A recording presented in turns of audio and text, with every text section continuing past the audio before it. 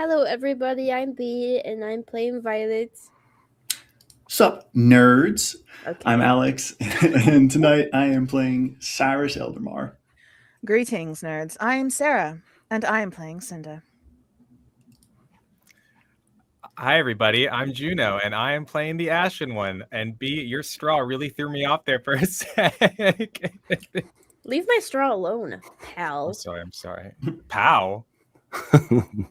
Hey everybody, I'm Hubelio, your DM, even though I'm dressed exactly like Alex. I'm sorry I'm your doppelganger tonight, Alex. But yeah, it looks like we've got some really good taste in clothing. That's what I'm gonna say about tonight. All right. Are you guys ready to play some Dungeons and Dragons? Be nerds? Playing Been ready. Let's go. cast some spells and shit? Maybe. We'll see. Have All no right. disadvantage anymore? Let's put a pin in that one. Okay. So, last session, you woke up at Casa de Kirktalos, and while it had a very unrefined exterior, the interior boasts a large dining area and bar, warm and comfortable accommodations, and a certain charm that almost makes you forget about your time in the soggy rat. What began as a robust breakfast quickly transformed into a bit of a contentious reckoning with some pesky jewelry. After sharing a bit of a harrowing scene, the party began retracing their steps back to the Squirrel Hut, back to the Wicks and Whiskers, and back to the Athenium. To say more questions arose because of your retracing would be accurate, but sometimes it pays to backpedal when the way forward is unclear. We left off with the Ashen One facing someone that could almost be his mirror double, calling him brother. And this is where we begin tonight. The Ashen One's hands rest at his sides, scorched and dried as a reminder of his tortured past. The bags under his eyes seem less pronounced than the previous day, but still tiredness weighs on his face. His gaze is met by sharp eyes, cutting through the yellow afternoon glow of the trade district. If the Ashen One is looking for softness, familiarity, or understanding, only a hardened flint is what he finds. The hands he sees are agile but firmly clenched and healthy. The Ashen One has a glimmer of a memory flash before his eyes. Two sets of hands, a blur of practiced symmetry. Working in tandem, making nets, rowing a boat, twining bows, cleaning fish, and pushing fluorescent leaves through a path. The person standing before you with a greeting that says brother, but a stance that is wary, coiled, possibly ready for a fight.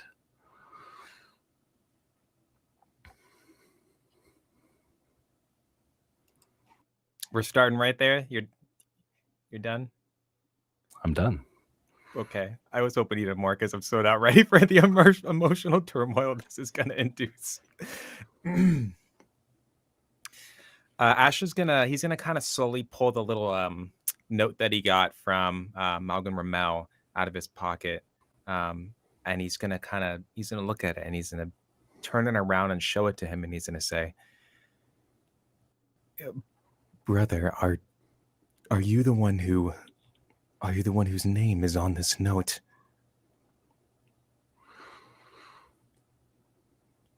He looks at the note and he says, "That is my name."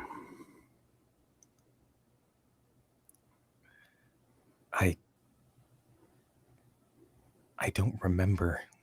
I don't remember you. I didn't know I had a brother before this. I thought you were long dead when you did not make it out of the Feywild. You were in the Feywilds. We were in the Feywild. Why did you not come looking for me or our people?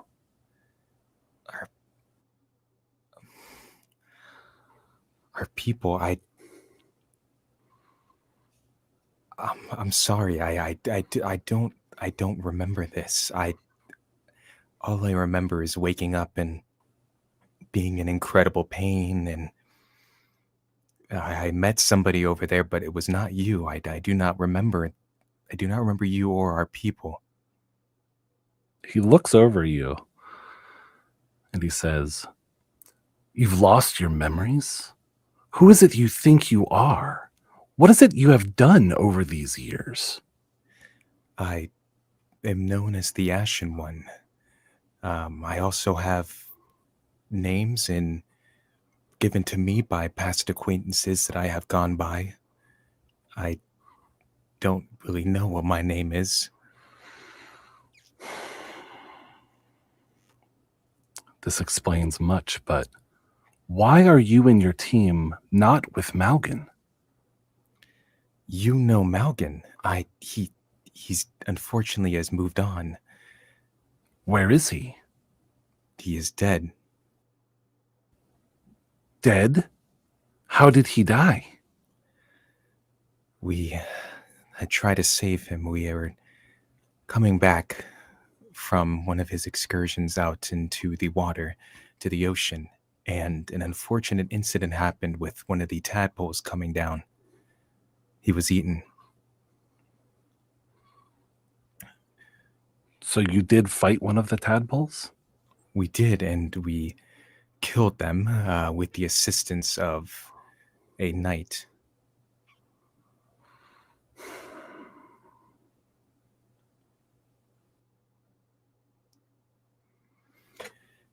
Are you truly my brother?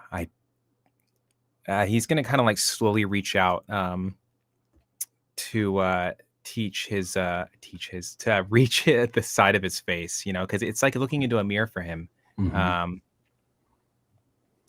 So he's gonna kind of slowly reach out and just kind of like, if he lets me, like feel his hair and kind of just like gently feel the side of his face, like kind of like, is this a dream?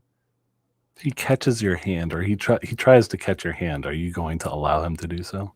Yeah, I'm going to allow him to do so. But when he makes contact, I'm gonna get like a jolt of just like of memories, and kind of stumble slightly. He catches your hand kind of on the hard side, but as soon as he sees what your hands are and how they are charred, his grip loosens. And he says, "You have been burned badly." Yes, I have been cleansed by, well, I guess you can call it cleansed, by the Rymorian Church. Cleansed. What do those Rymor priests want with you? They had called me. I had been reaching or going through their graves for archaeological interest, and they had discovered me there and had discovered that there was a unholiness to my being, and they called me. They said I was two-souled, that I was diseased, that I was an abomination, and they offered to free me, to cleanse me of this disease.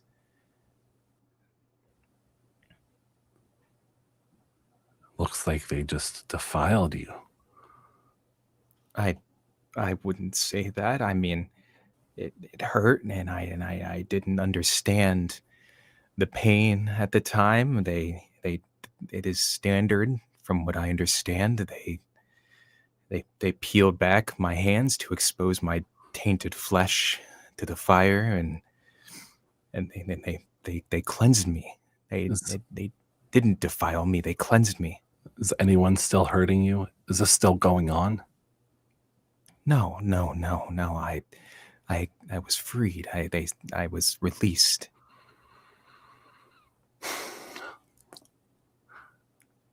I cannot stay and speak with you longer. I have other duties to attend to. One of Please. my You can't go. I just found you. I was sent here. I was called here to find you. I will meet with you again, but I must go for now. One of my duties is to watch you and your team. I've seen you walk away from challenges you should be running towards. Are you fit to are you well? Are you hurt? I am not hurt. My team is taking good care of me. Who has told you to watch over us?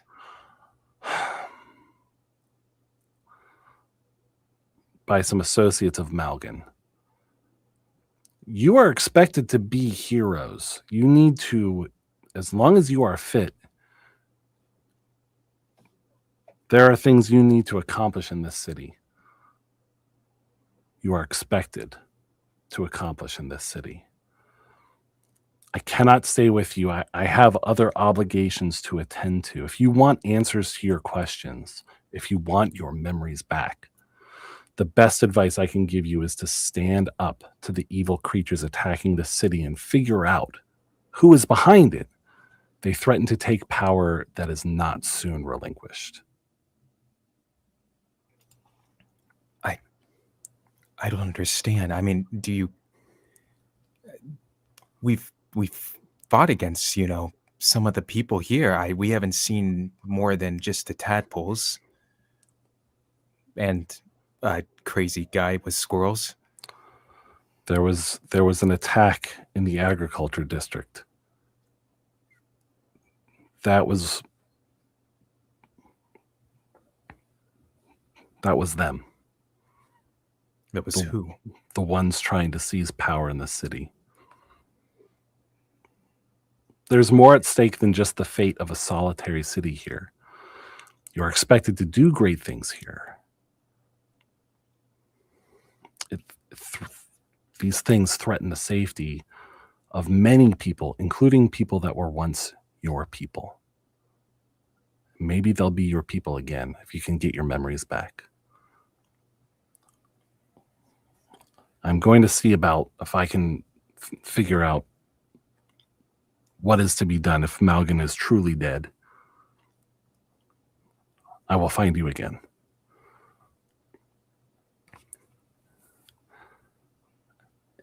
And with that, he leaps to the top of a building and begins running from rooftop to rooftop to the south. Can you give me a visual example of this? Can you leap for us to the top of your desk? So I can Does he see do a what.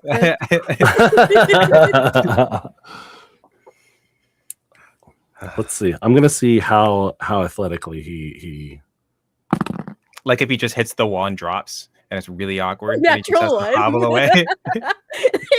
he just he just grabs, because he's as tall as you are. He's quite tall. He grabs the awning of a roof and just pulls himself up and begins bounding from rooftop to rooftop. And Ashen One, make a quick perception roll. I will. Maybe it's not truly my brother.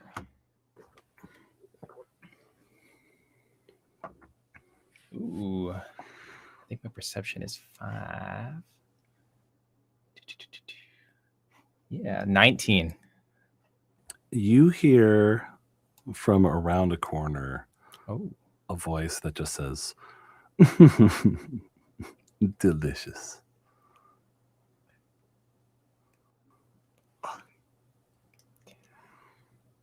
Okay. I'm going to go towards that voice. I'm going to go towards the voice. So you And I round hope it's Wesley. you round the corner in the alleyway and there's no one there. Did it? Okay, over the table. I can never mind. I shouldn't ask this. It'll just spoil the fun for me. I'll figure it out later. I have my theories. Okay. So there's nothing. I don't see a trace of magic or a trace of any. Okay. Nope. Cool. I'll end it there. Okay. What's the Ashen One doing now? I told everybody that I would meet them back at the hotel, so I'm going to head back that way, I believe. Okay. We're gonna Or the bounce. fish shack. We're gonna bounce over to the first floor of the Athenium as Cyrus and Violet ascend the spiral staircase to rejoin Cinder at her table. Make any headway on that little project of yours? About time. I was so fucking bored. No, I didn't want to look at it here because lots of eyes here.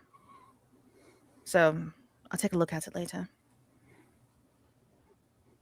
All right.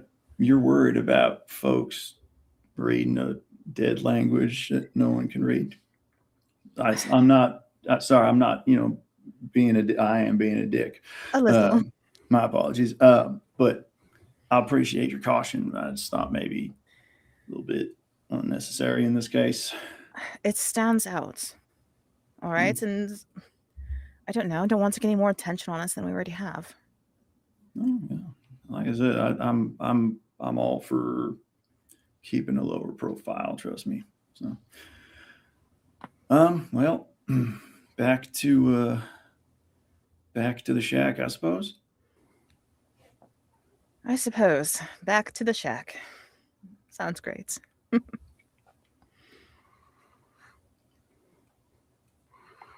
So as everyone makes their way back towards Kirk Talos' place,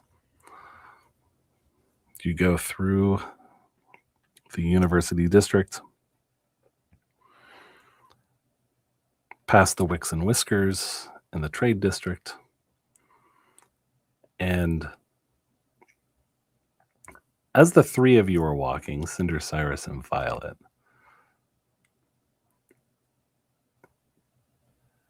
Cinder, you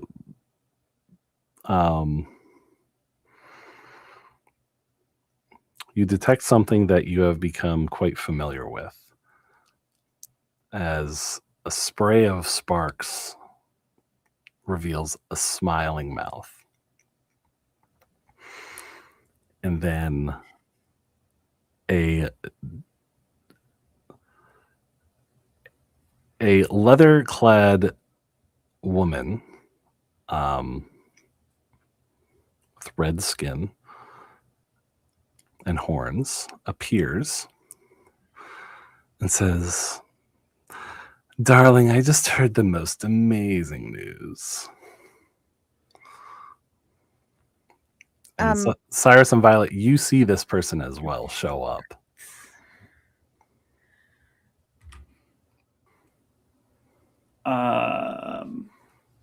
So I've got my hands clasped behind my back, and I've got both hands on the hilts of the two daggers back there, just in case something gets spicy. Okay. Now is not a good time. I thought we talked about this. I don't want you just popping up in the middle of the fucking streets. Oh, always seems like I'm showing up in the wrong time, doesn't it, dear? Yeah, it does. Well, I guess I'll just save my little bit of news for later then. It's been great to be saved it for later. Later. And you just... I'm sorry, who is this? I don't want to talk about it out in public. I think we've made enough of a fucking scene as it is, haven't we? She says, looking at her horned friend. She looks around just to see if there's anyone watching the conversation, like passersby or anything. She's like, well, I do like to have a little bit more of an audience. I'll see you later. And then she just zips out of existence in another shower of sparks. Cinder just has a huge facepalm moment. The longest sigh of exasperation. She takes a deep breath and then she turns around to her companions. Fuck. I'll do my best to explain it a bit later, all right? Yeah, all right. We're going to have one hell of a talk, aren't we? It's just what she wanted, I'm sure. Well, by all means, privacy awaits, and I would like to include our fourth in this little discussion that we're going to have, All right, then, so let's carry on. And with that, Cinder just kind of turns on her heel. You can definitely tell that as she starts walking forward, there is kind of an agitation that is pretty visible in her gaits as she marches her ass to that freaking shack. Kind of just as you walk past, like once I'm out of your peripherals, kind of just give Violet a little glance out of the side of, the corner of my eye before continuing on. Violet was just looking at you like, just full on looking like, what the fuck just happened?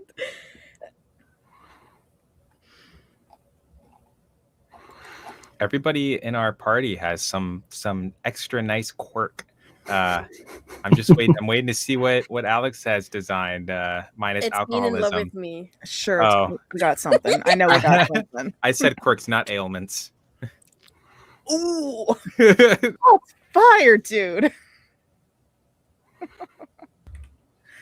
I hope you enjoy never receiving another healing spell for the rest of the campaign. Because let me tell you, brother, that's what you just walked into. Do I need to bring us back to Ismark's daughter? Oh my gosh. Oh my gosh.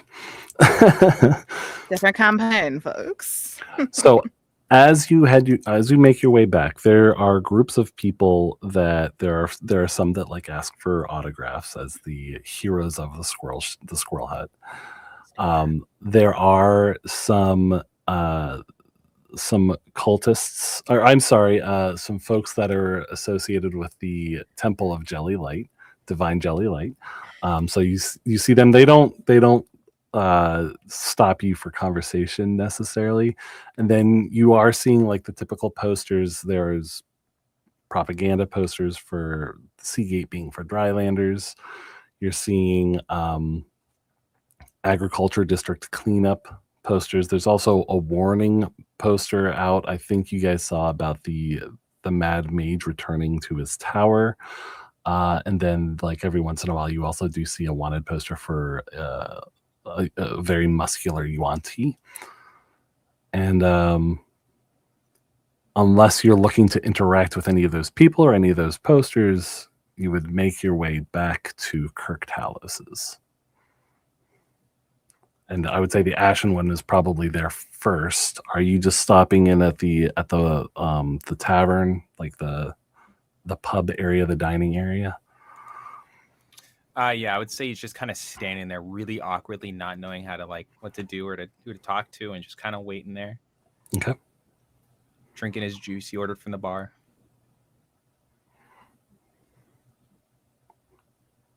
All right, and the rest of you arrive maybe about like half an hour later.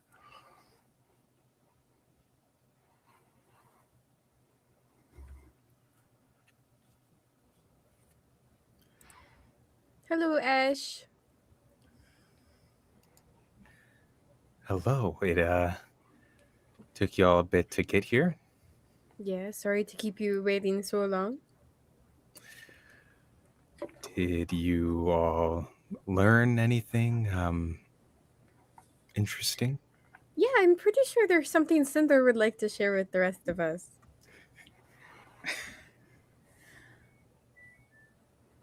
Can we go to one of the rooms downstairs? Lead the way.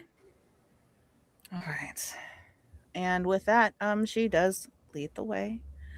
And she goes downstairs. She's just kind of by default going to go into the room that she was staying in. Because is there a common room in this down there? Okay. Cinder's just going to her room then. Before I follow, how does Ash look? I'm definitely tense. And it makes me wish I gave my character a tail, but I feel like that'd be entering certain communities. But then you could be able to tell, but I would say he's definitely kind of like tense, and he kind of is just zoning out a little bit as he walks, or maybe staring off a little bit in the distance, like he has something really, deep in thought. He's just really kind of contemplating. But he definitely looks like he has something he also wishes to talk about. Okay. So I'll kind of just, as we were all following Cinder, kind of fall into step next to the Ashen One. Eyes still on Cinder's back, but speaking to you, I'm going to need you to lock in a little bit for the next few minutes. You got that? Yes, I will try my best. I also have something I wish to share with the group when the time comes. Okay. Well, hopefully we'll be all ears. But yeah, I need you at 100% for a few minutes. I understand. All right. Perfect. And the party will find Cinder in her room, just sitting at the edge of her bed, not in a very comfortable position. A little bit of tension, as everyone in the room at this point. Yeah, I think I'll, Yes. hold the door for everybody. And then once everybody's in, I'm going to shut the door. I'll be leaning back against it. And at this time, it's not hands on dagger. The rapier's drawn and waiting. Drawn? Okay.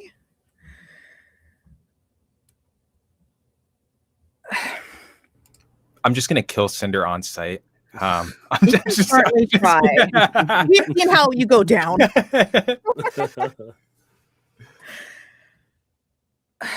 Cyrus, is that really necessary? I don't know. It might be. Find out. You got a friend you're going to tell us about.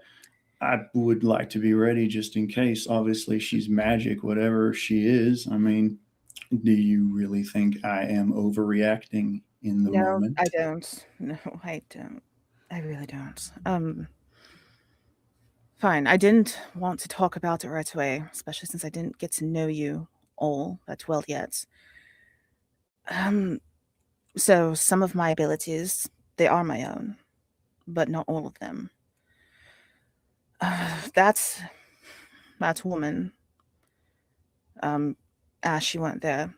She just popped up in the middle of the fucking public. It's fine.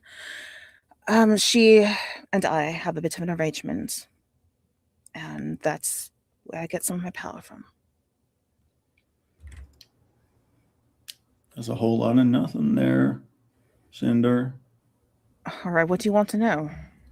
I don't know, a little bit of anything. Let's start with what's her name? Nemaris. I just call her Nim.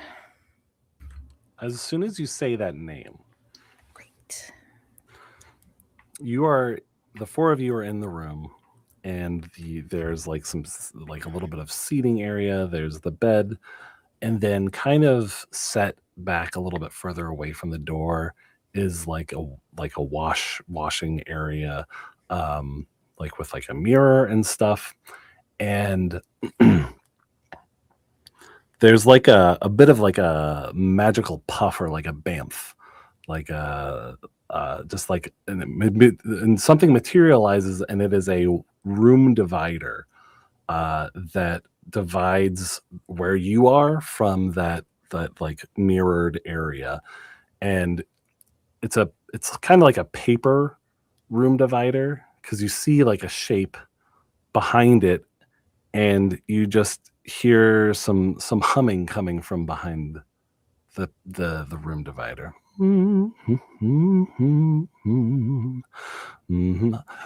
Something. One moment, dears. I'll be out in just a moment. Cinder has this look on her face of just fucking kill me. You made an arrangement with a room divider?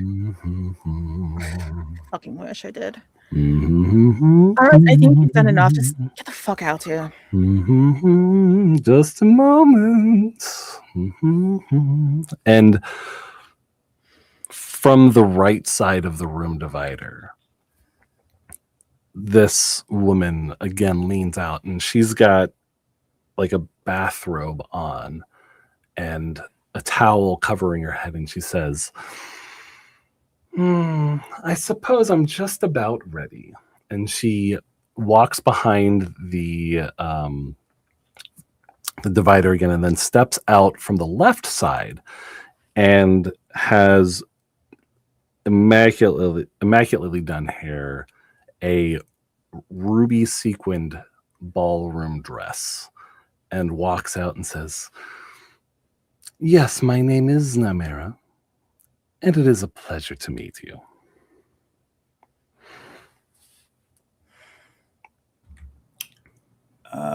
Don't know if I'm quite ready to call it that. You shouldn't. So since Cinder seems to be so reticent to share with us, how about you fill me in, dear Nim? What's the story sound like? She glances over at Cinder and she says, ooh, he's such a take charge man, isn't he? All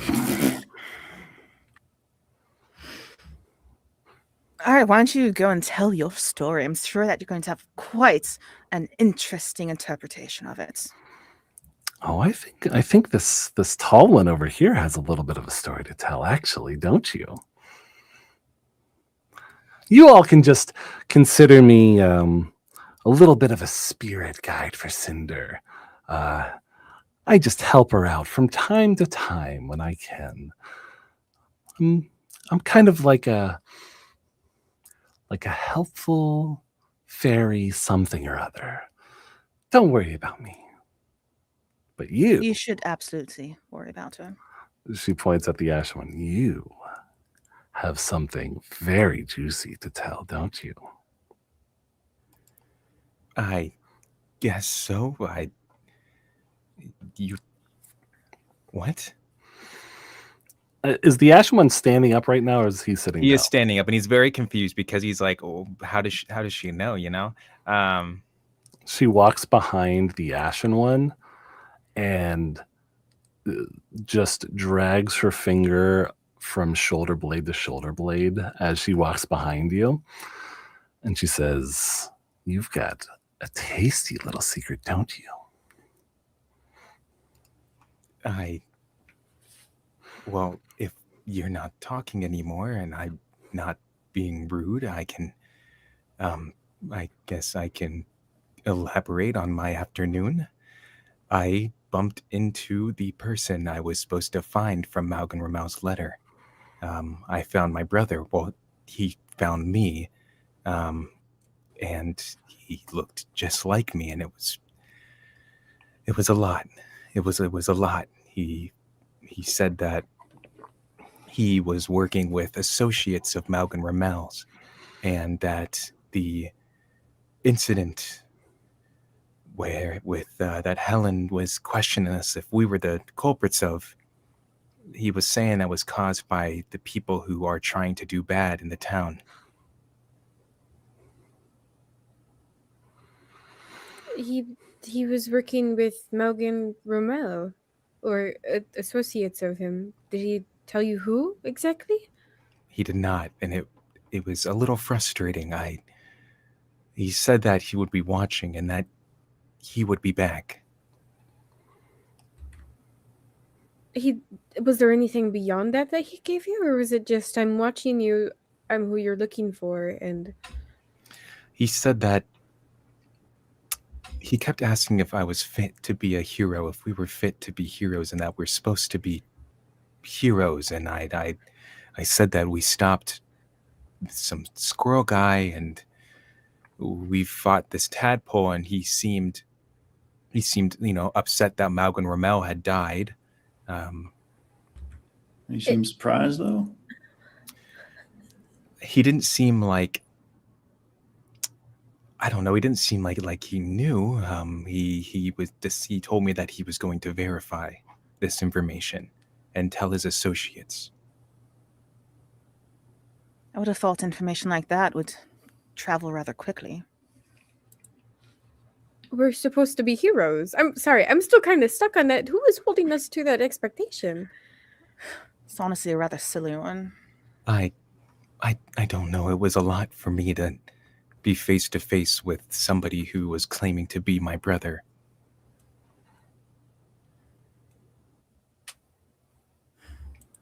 I suppose that's fair. Shows an interesting bunch of people trying to save this city, to be the heroes, if that's the case. He didn't seem to be the most well-informed. Clearly. How well informed are you?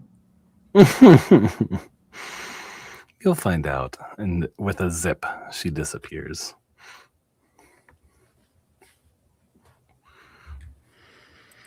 Are you all right, Ash? I think so. Like I said, it is a lot. I met somebody that told me about, my own people, and to find out that I've forgotten where I've come from, and I've forgotten my own brother. It takes a silent toll. And I understand. And I don't like that everything's so vague, and I hope that he is as good as I'm sure he was when we were younger. I just wish I remembered, and I wish that he was more transparent. No, that would have been too easy. Transparency sounds pretty good right now, looking at Cinder. Cinder's eyes are kind of staring into the ground. She doesn't notice. She doesn't even react to your little jab there. What are you looking at on the ground? I was thinking About how you were going to tell us more about the Nimira? woman that you've got some sort of deal with. Honestly, I don't even know what to tell. I don't. What's on the contract? What's on the papers that you signed? And this is the part where you're going to realize that you are traveling with a complete idiot. You ready? I've realized that quite a while ago, but yes, great. still. All right. I'll just cement that then. I don't know. All right. I don't know. She made an offer when I was in a really low moment, and I didn't read the contract.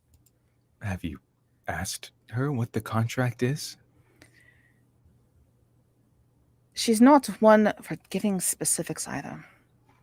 I feel like all she says is that she wants me to do bad things. And that is exactly as specific as she is. Bad to what degree? Like murdering people? I don't fucking know. Has she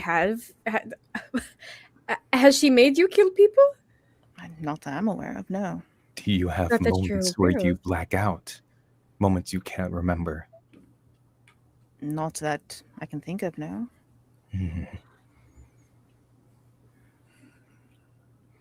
How far are you gone so far? What she had you get up to so far? So far, it's just been smaller things, just not making good choices, honestly, not a lot yet. But they've all been a bit more on the innocuous side so far. Has she told you to do anything to disrupt our mission? No, she's doing just fine enough of a job disrupting our mission herself.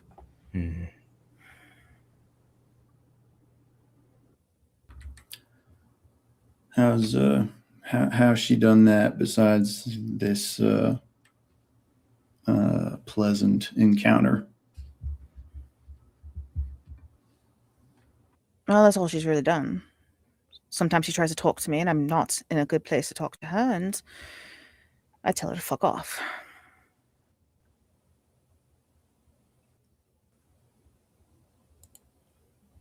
Can I insight check that? Is it really all that she's done?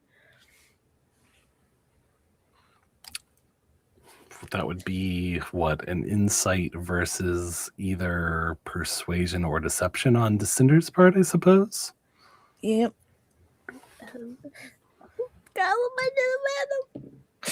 Here we Oh, what's that go. noise? Everybody roll for initiative. I rolled 11 twice. That's good. 18. Whoa.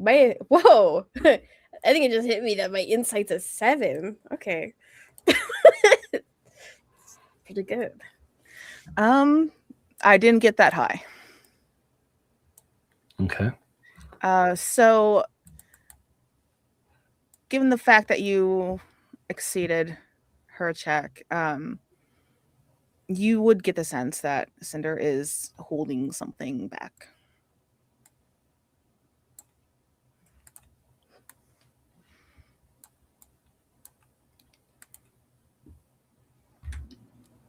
Liar.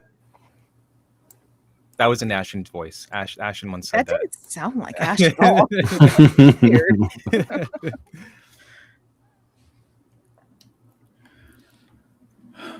This is all a little bit fucking much, isn't it? I mean, I apologize, but what exactly is she? I don't know, something infernal. So a demon or something? Something. I don't. I thought it was devils that made the deals. I don't know. Yeah, look at me. I guess I don't know either. I'm sorry. Yeah. But I hope you don't find out the hard way, whatever it is. Over the table, would Ash have any like inclination with his affinity for spirits and stuff like that? Any inclination as to what they are? I mean, he's not like John Constantine, he's not familiar in all the I would say that the admission that from Cinder that it is that she is something infernal sounds pretty accurate to you. Okay. Perfect. All right, so is there anything else for this interrogation? Maybe we should, during a different time, sit down with Numa. I don't remember her name, Nimue or something, Nimaya. Why don't you just call her that? I'm sure she'll love it. I'll get a kick out of it. Would rather not. But maybe we should sit down with them and try to discuss what this contract is, or maybe at least get a feeling for where she is leaning on the scale of we're going to be fucked. Well, I'm sorry, I shouldn't say it in this voice. You're going to be, slowly turning against us in this, or it's not going to get in the way at all. Honestly, I have been thinking this past day has had a bit of a toll on me. Honestly, I don't think we should be traveling together. Like, at least not long term. Maybe figure out whatever this is that we're doing and then go our own ways. Honestly, I'm just not worth the fucking trouble. I'm not.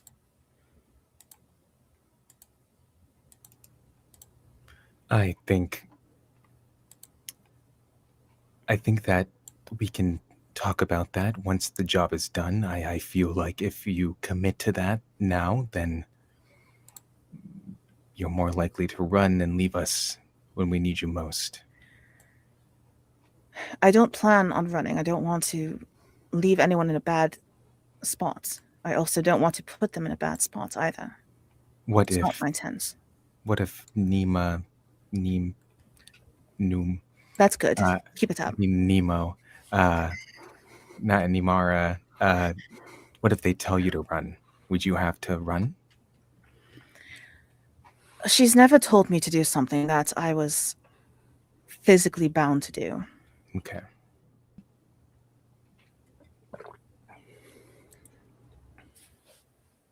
We all got notes. And that's what brought us here from Melgan. Cinder, what was on your note? Not a whole lot. Honestly, it was an opportunity to get somewhere better. And again, this is another part where I'm not a good person, and you probably shouldn't be traveling with me. This entire mission was to get me out of prison. So, yeah, another bit of bullshit for you.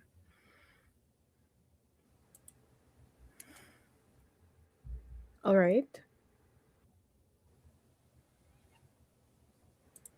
Is that all then? Is there anything that you want to share? Not right now, no. Okay. I'm going to go see if Helen is here then. And I leave the room if this cutie patootie gets out of my way. Yeah. Sorry. I will step aside for you. And I think, and once Nim poofed away, like I sheathed my rapier at that point. And I think I'll probably just like kind of silently exit behind Violet as well, although I'm not going to look for Helen. So the Ashen One and Cinder are left in the room at this point. Cinder Seems hasn't like left. it. I haven't left.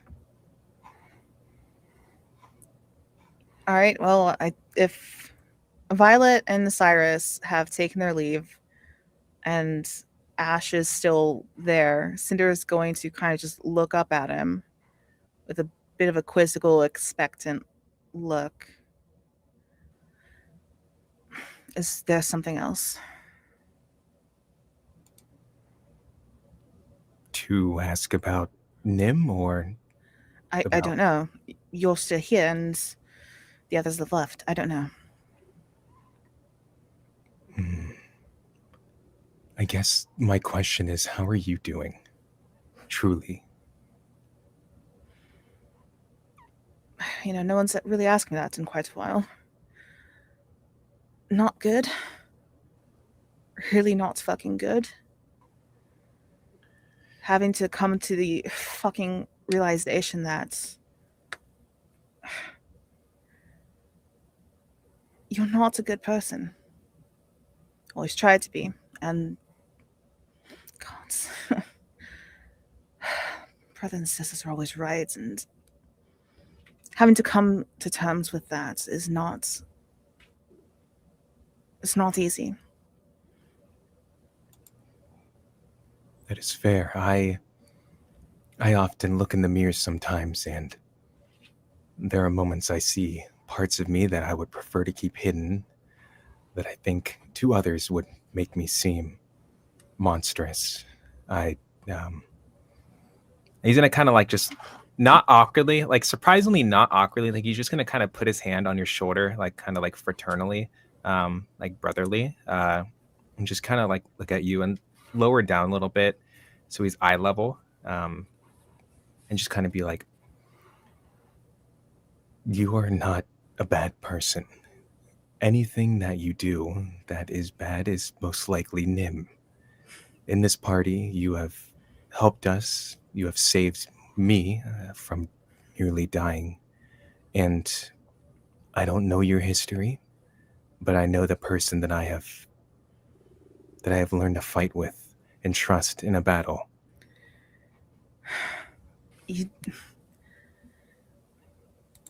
What I'm wrestling with, it's not even Nim. It's not her. It's just fucking me. I mean, I've been lying. I've been manipulating. I've been a fucking hypocrite. I've been a thief, and all these things. And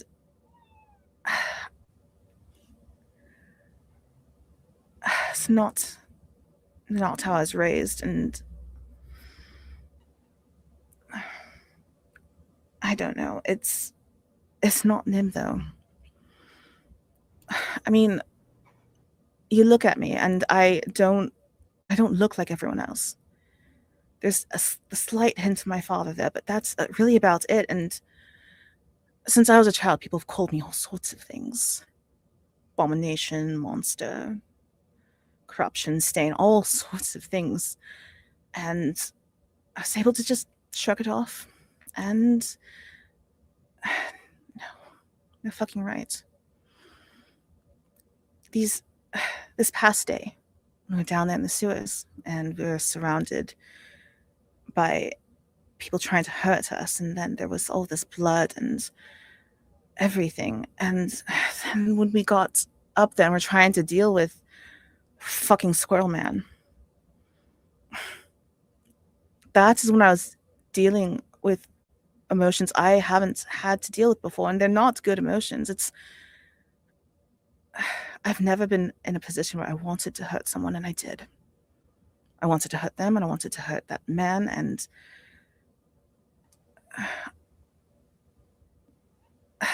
I can't be a good person if I'm feeling those feelings.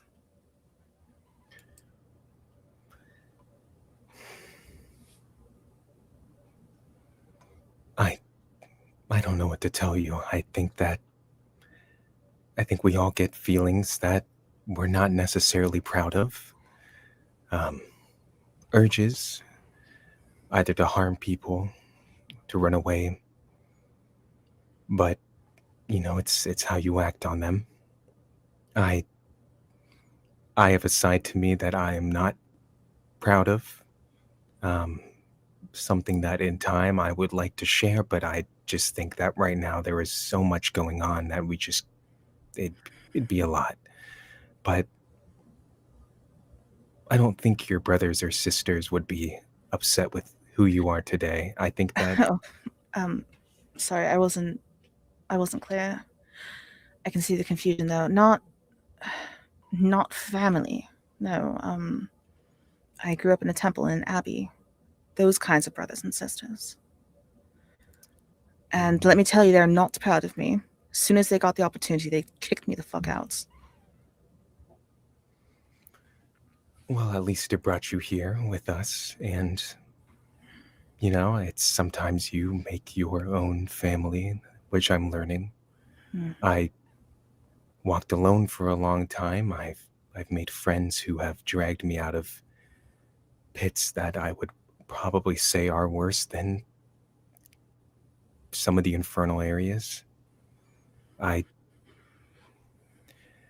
think that you should stay with us until everybody decides it is time for us to depart. I think that some of us might be a little wary with this new information, but I would probably be honest with them, and I don't think anybody here would not have your back. I don't know. I just feel like I'm a fucking liability. And the fact that you say that your brother appeared to you and says we're supposed to be heroes for the city, it's laughable. I can see it in the rest of you, but no, just I'm not a hero. I mean, I would think that all the people who are in this town, they all think we're heroes. They don't know your history. They just know what you have done, and they have celebrated that, and you've been rewarded No, for being that. they don't know everything that I've done. And they don't need to know everything that you have done. They know what you have done for them, and that's all that matters. And I think that Until it doesn't. I'm sorry. I am being difficult. I'm not in a really great headspace. Ash is gonna just kind of like put his hand on your back, and then just kind of start kind of guiding us as we walk. So with a little bit of, maybe just a tiny bit of shared common ground that the Ashen One and Cinder have shared, kind of cut back to a few minutes prior. Violet is looking for Helen, and Cyrus is doing what? I guess as we head upstairs to like the main area, I'm just going to kind of, as I continue walking on, glance down at Violet, shrug, we can't trust her, and then I'm gonna walk out. I need to think about things. And Violet, you do find Helen in the tavern area of Kirk Talus's. Okay, what is she doing? She is drinking mead at the moment. Okay.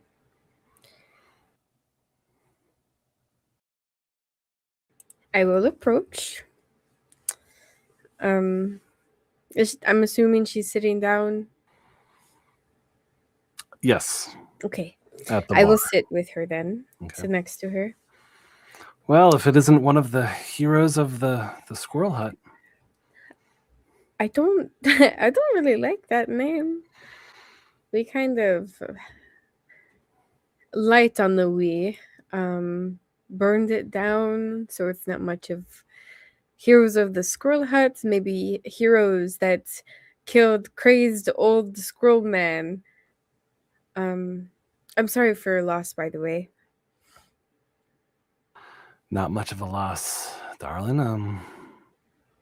Really, not much of a loss at all. And sometimes we don't have a whole lot of control over the names we get labeled with and the positions we end up being in. But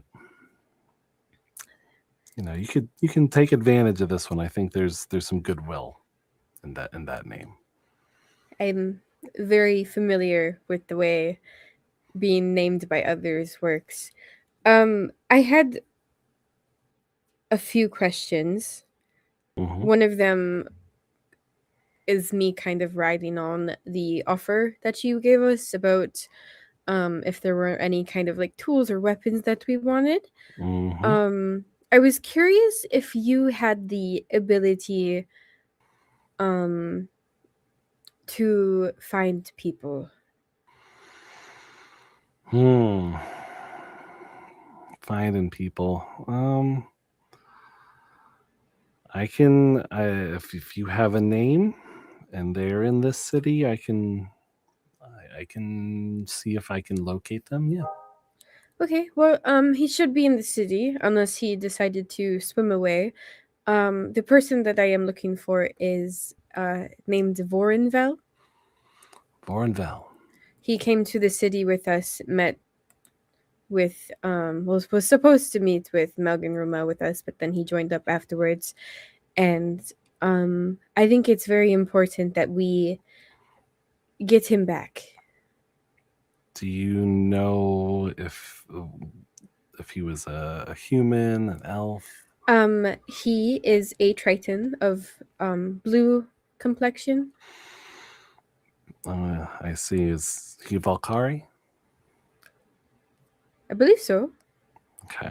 How do you spell Voronville? V-O-R? I'm unsure. I have not seen his name on paper. Voronville. Well, it's a Valkyrie name. I'm assuming there's an apostrophe in there somewhere. So I will get to work on that. Thank you. Mhm. Anything else I can help you out with? I guess I'm so lost. I'm unsure what we're really supposed to do here. I feel like there's not much guidance after Maugan unfortunately passed away. You know, it might. I would say that if you're lost and you're feeling aimless, sometimes the best thing to do is find other people who are also lost. If you can help them find their way, maybe you can find your way too. There's a lot of people up in the agriculture district that are still cleaning up after that mess up there. They could use some help if it's something that you can offer. Okay, thank you. I think that was all. I don't think I have anything else. I appreciate it. No problem. And she throws back some more mead and orders another one. Does she look like she's like past wasted? Like, is she getting there? That I feel like It looks like she might be trying to tie one on. She's not like beyond, like she's not 3 sheets to the wind, as they say. I've never heard that term. I think that's an old person thing. That might be. I guess with that, I'm gonna head back downstairs to the room that I was staying in and probably spend some time plucking my harp. Okay. Yeah. So as the Ashen One and Cinder exit the room, you probably hear the plink plonk and the strum of harp music. And Cyrus, what are you up to right now? You're up in the fish market at the moment? I'm going to church. Ooh. I would like to head up to the Temple of Ryman.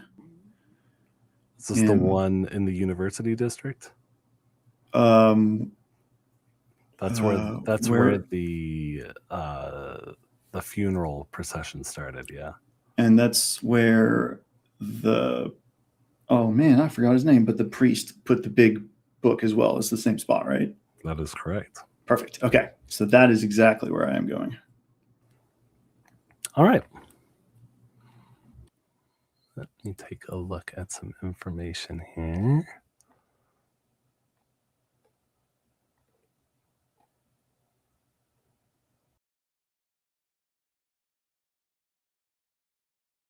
Yeah. Okay. So it's going to take you about an hour to get up to that area in the University District. Ashen One and Cinder, y'all are strolling. Where are you going up to the tavern area? I think Cinder is kind of following with whatever direction that Ash is kind of nudging her towards. You lazy, lazy, lazy player. How dare you? Okay, How dare you? I was going to do something else, but then Cinder came with you as you left the room. Chicken. I'm kidding. Yeah, he's gonna kind of like look down to you as we're walking up, and just kind of say, first, let me close my door. What would be the most helpful for you? Would you like to rest or get a drink? Or we could walk the town? I don't know. I don't need any special treatment or anything. I'm fine just waiting here until, I don't know, everyone comes back. We know what we're doing. I honestly, I'm not sure what to do. I don't know, and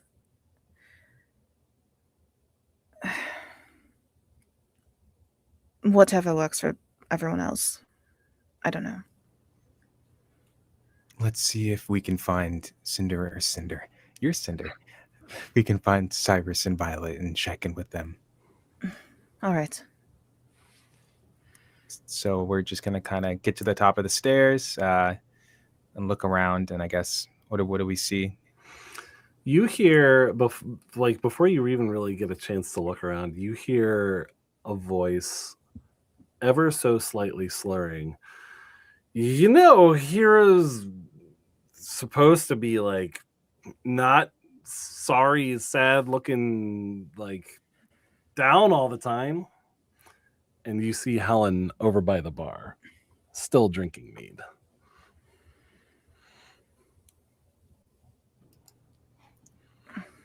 And Helen's talking to us. Yes. Oh, fucking bitch.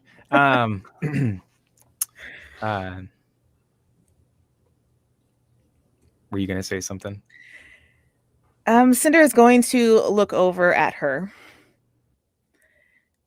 You know, someone who is a leader of the city shouldn't be getting fucking drunk either. So it looks like we're all sucking at what we're supposed to be doing, doesn't it? You know, you say that, but I don't think you mean it. No, I think I do.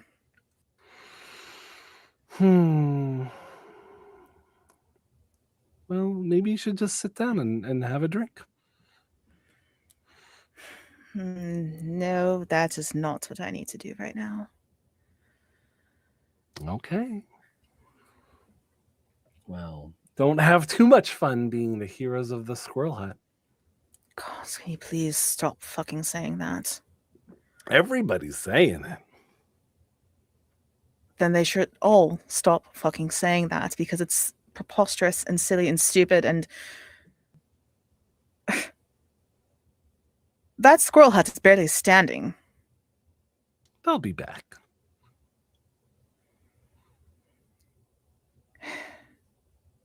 Well, hopefully they built it out of something that's not so fucking flammable next time. I mean, it's probably still going to be a hut. And it's probably going to still be a fire hazard. That sounds about right. God, how much have you had? Oh, this is my first one. You are a fucking lightweight. That's embarrassing. I guess I'm just a cheap date.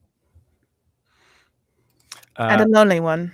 While they're flirting, Ash is gonna kind of just walk outside to just kind of get some fresh air. Okay. Every time, Juno, I swear to God.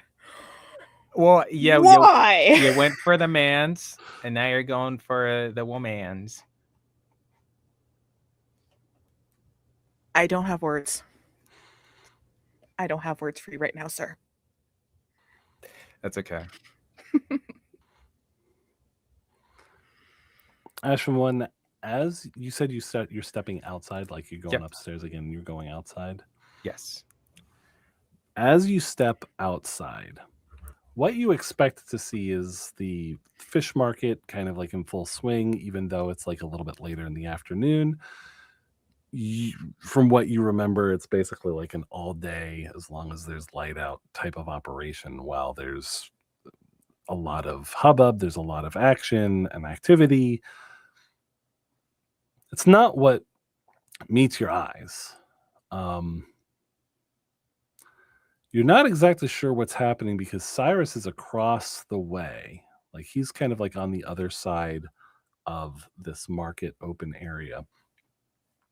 But the first thing that catches your eyes is that no one is really moving. And instead of like the moving of boxes and like the laughing of children and like maybe like musicians playing, like you see that there's like a band over off to the side, but they have stopped playing. People have stopped moving. And it's at that moment that you realize that everyone, including Cyrus, is looking up. And instead of yellow light, you are bathed in orange. And that is where we are going to take our break. Fuck I've read this book before. What? We've all read this book before. Yeah. I don't read. Can you elaborate? Get your map open. Oh. Get your map open. We'll be back in 10 minutes, folks. See you in a Get little your bit. maps open. Bye-bye. Get your maps open. You're not the boss of me.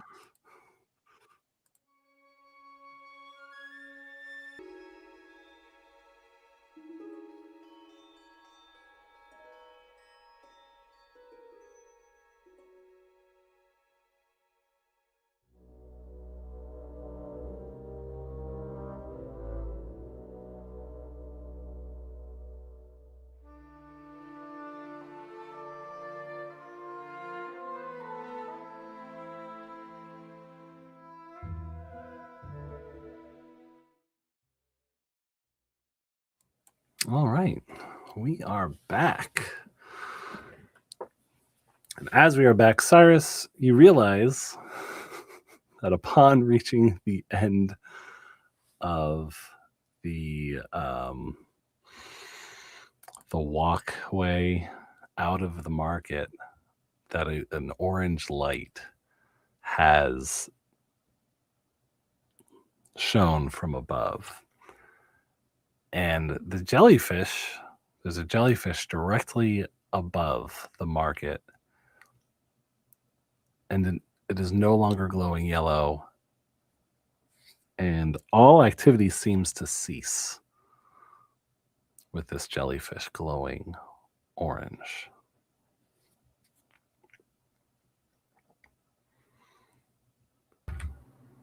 Is it doing anything besides glowing orange? Not at the moment, no.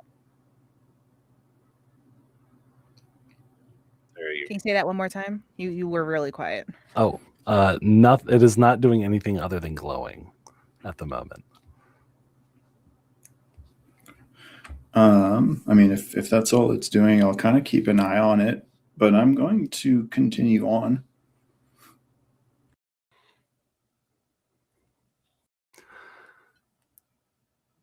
You notice that a group of cultists, members of the Temple of Divine Jelly Light have gathered directly under it, maybe about 50 feet to the south of you.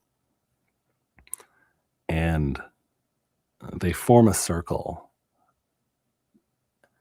And they're kind of like all like, they've got their hands up. And you catch that they're chanting something, but you're not exactly sure what it is. Kind of shift my attention to them. Maybe slow my pace a little bit, but still doing my thing.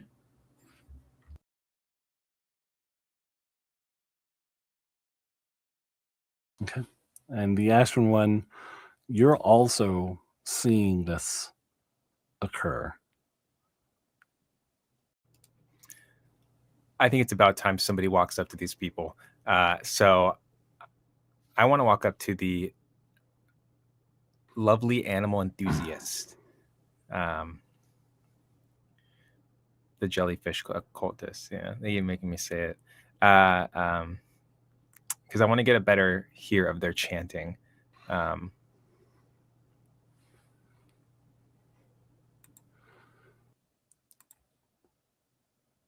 So as you get closer, you just hear them saying, Hasif Yalij, Hasif Yalij, Hasif Yalij.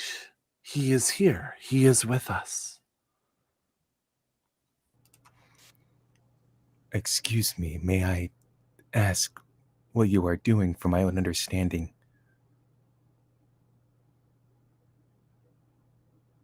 Yes. Someone turns and says, Hasif Yalij is looking down upon us. Can you not see? And they gesture back up to this jellyfish who is like started to descend onto like the surface of Oh gosh. the bubble. And like You're the getting quiet again. tendrils start to like spread out across the bubble, and it's definitely a lot closer than the rest of like the yellower jellyfish that are quite a bit, like probably about like 100 feet higher up in the water than this one that's directly connecting, like starting to connect to the bubble. Is this the part where Boren Bell comes swimming in there and he like lifts it away all superhero like? Not quite. Okay. I do see the very large orange jellyfish. Are we concerned for its welfare if it falls through the bubble? Hasif Yalij will not fall. Hasif Yalij guides us to the divine jelly light. The divine jelly light. Okay. And have you seen the other jellyfish that have fallen? Hasif Yalij, no. No. He does not fall. He rises. He guides us to the light.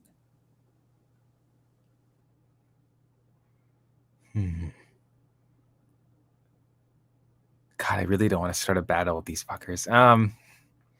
But they seem so peaceful. But I don't know. They seem like the kind of people to be brandishing knives in their like sleeves, and they're all like crude jellyfish handle ones. Yeah, that's the face you're giving me right now. I was gonna say DM, but you have a name, Hubelio. Yeah, that's the face of somebody who's getting ready to shank me. All right. What? I'm just going to kind of give him a nod and just say, very well. I respect your right to believe your religions. And he's going to kind of just back away. And Okay. I guess looking around, everybody still looking up? Everyone was looking up. Okay, because I guess it was a little hard to tell if they were actually frozen, like, horror movie Frozen, or if they were just looking up and kind of stopped in motion because they're looking up. They were not real. They were not like horror movie Frozen. They were just Okay. They were just like, what is this orange light that is all of a sudden appeared in our sky? Okay. And there's still people there. As you look around, Oh God. you see a mother picking up her children and glancing up and then moving quickly out of the plaza area. Crap. I'm going to kind of take that as a sign, and I'm going to walk back into the tavern, the shack, and I'm going to interrupt Cinder and Helen's date. And I'm going to walk back in there, and I'm just going to be like, I'm going to approach them and just say, there is a very large jellyfish that looks like it might fall on top of the plaza. Are you fucking kidding me? Can we just have one fucking day without something horrible happening? And with that, she just kind of turns on her heel in a huff, just marches out, resigned to the ridiculousness of all of our luck so far. And Violet, one more time. Where's Violet at? In my room. In your room. All right. I'm gonna ask Helen. Helen, I don't know if you need to warn people about the jellyfish that might fall down here. Do you know where Violet is? I think she went back downstairs. I guess duty calls, and she puts her cup down and kind of gets up a little bit unsteadily, and she walks out of the tavern following Cinder. She didn't even tell any of the other people. Okay. I'm going to just kind of reach over. And, is there anybody behind the bar? There is a bartender. Yeah. Yep. Yeah, I don't want to steal a bottle. It ain't worth it right now. I'm gonna lean over the bar real quick and just say, how much for a bottle of something good? For a hero of the Squirrel Hut, on the house. That's right. So I'm gonna take a bottle and I'm just gonna kind of stash it away, and then I'm gonna head down to Violet's room, and I'm going to knock on the door. Okay. Which Violet doesn't know how to do. I could just loom over you. Okay. I had my reasons. All right.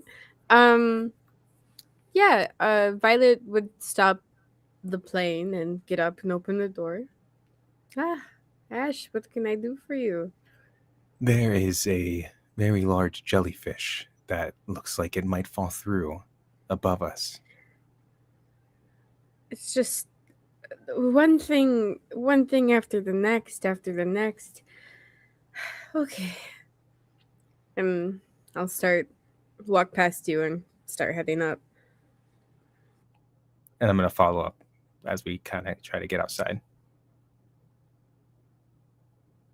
Okay. So everyone's outside in the market.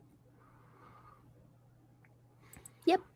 So as more and more people start kind of like getting on with their, it seems like they've all of a sudden realized they were busy or something, and they're like hurrying towards wherever it is that they're going. You look up and you notice that the yellow lights are blinking out almost. And from the south, it seems like the southernmost lights are going out first. And it's almost like a line approaching, coming closer. And more lights are blinking out. The orange one that's lower is left by itself.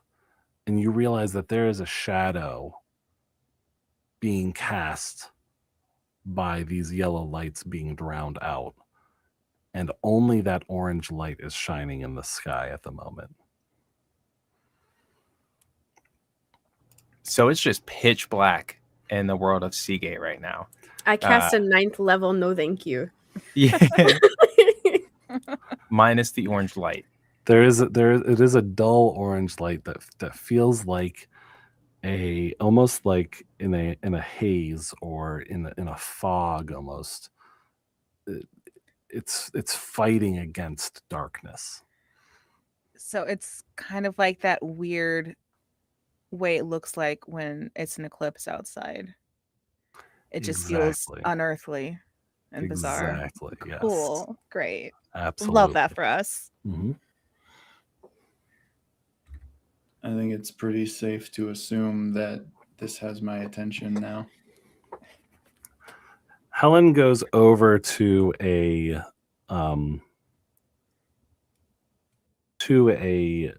one of the guard posts and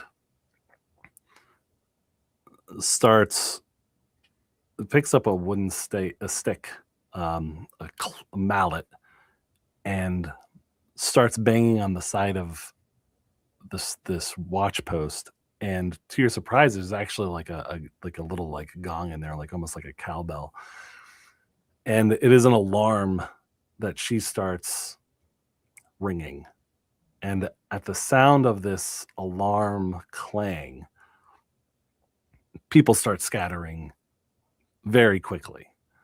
And they're looking up, they're running. It's not just a few people that have noticed. Everyone is gone. Everyone is running except for the temple acolytes gathered in a circle underneath this orange light. What are they doing in response to this weird jellyfish eclipse that we're all experiencing? I'm also wondering if they're behind this, if maybe that's their secret goal. Yeah, just a wee bit. Maybe Nima can tell us. Neem, Keep it up. You're doing great. Napoleon.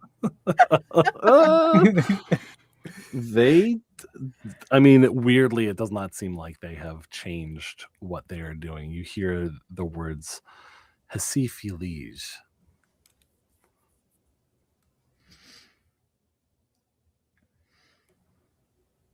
Okay, so does it look like it's getting closer at this point? Make a perception roll.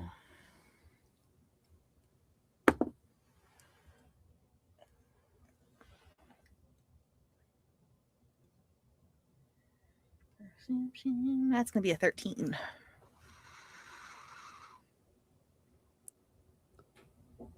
Doesn't seem like it is approaching. This shadow seems to just be hovering over this orange jellyfish. Okay. I think Cinder is going to approach the creepy as fuck cultists then. Okay. Wait, you said the creepiest one? Creepy as fuck. So in general. Oh, okay. In general, just to the group, just the group.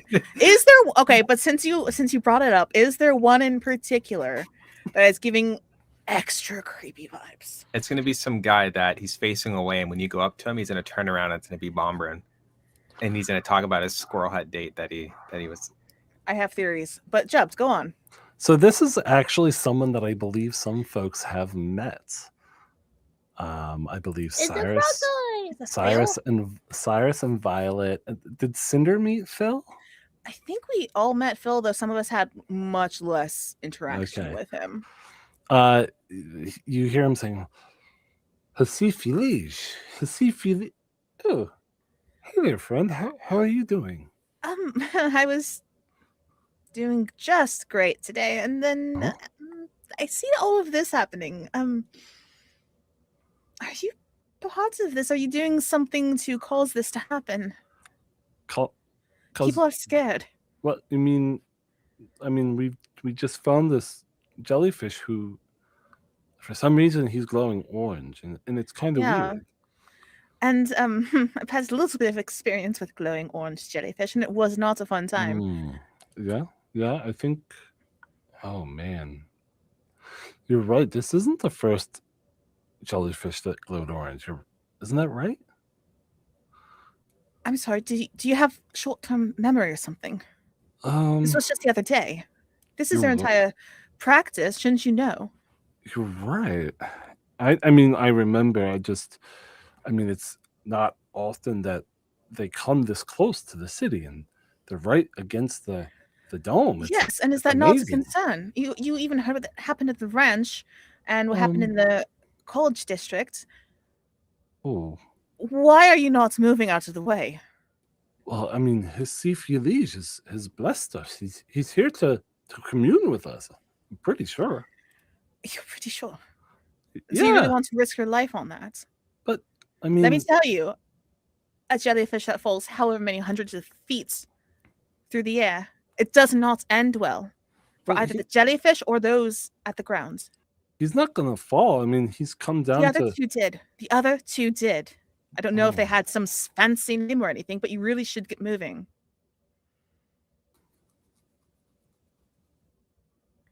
You think we should leave? Yes, of course I think you should leave. He kind of looks around, and it's like he just realizes that there's no one else in the market. He says, "Hey, where did everybody else go?" They're all frightened for their lives, so they took their families and they got the fuck out of here. You should do the same. Oh, maybe you're right. Hey, guys, do you think we should leave? And they're still kind of just chanting. He's like, you know what? I think I'm gonna leave. I think you should. All right, I'll get going. Okay, thanks for the heads up. Yeah, just be careful out there. And he runs off to the north.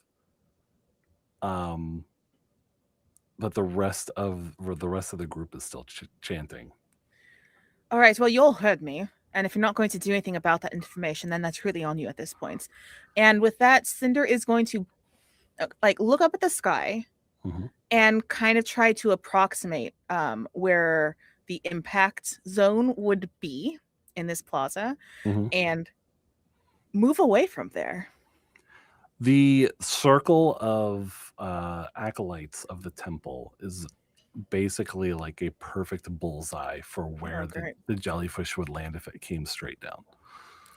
I'm going to try and should I? I'm going to quickly cast thaumaturgy. Okay.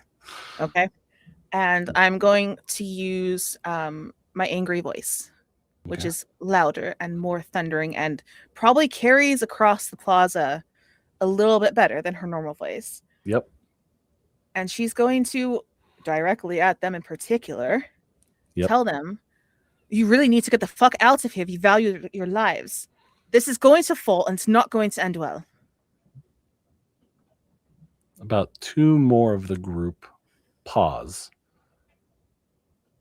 look around, and start backing away kind of slowly. But the rest of them, there's about 14 more of them in this circle. Jesus. Okay. They continue they're basically ignoring you. Cool. Well, Cinder tried, and she is content with that. She is going to proceed to back up, hopefully kind of in a direction that will at least rejoin with 1 or 2 other members of the party, whichever is close, whether that's Cyrus or Ash and Violet. I think they were close to each other. Okay. I think I'm probably, because it's north where I was heading, right? Yes. Okay, yeah. So I think I'd be the furthest away for sure. Like probably right, like almost out of eyesight. Like literally I was just about to get out of here when it went full eclipse on us.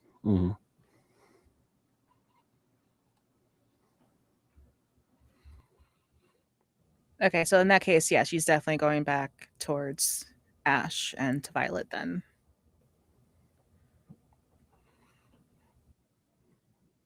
So Ash, Cinder, and Violet are a little bit north, and then Cyrus is further north. Does that sound correct? I think so. Helen has stopped ringing the alarm bell. And she says, if this is what I think it is, I'm going to go get someone. And she starts kind of slow jogging to the north. How stumbly is it? Let's find out. Hey, folks, this is why you shouldn't do day drinking. She seems all right. Oh, okay. Good on her. Listen, Bloody Marys are made to be day drank. All right. Mead, though? Mead hits pretty hard, and it goes down real easy. She did just lose the love of her life, guys. Come on. Hey, I'm defending it. I'm not. Do not make me defend Helen. Joy kills Cinder. Kidding. I mean, not totally wrong, but whatever. Go No, on. Cinder's great. Eh. So as the four of you are standing by yourselves in this abandoned plaza, except for 14 other souls,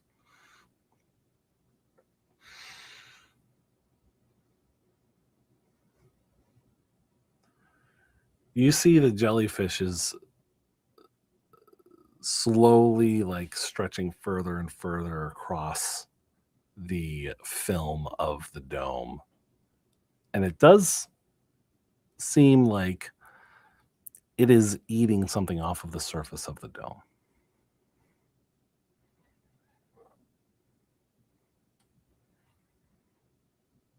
And what does that look like? Is it like using its tendrils to move something? It's basically got a maw that it's like Maw. like a This like a jellyfish beak, has a maw. like a beak almost, yeah.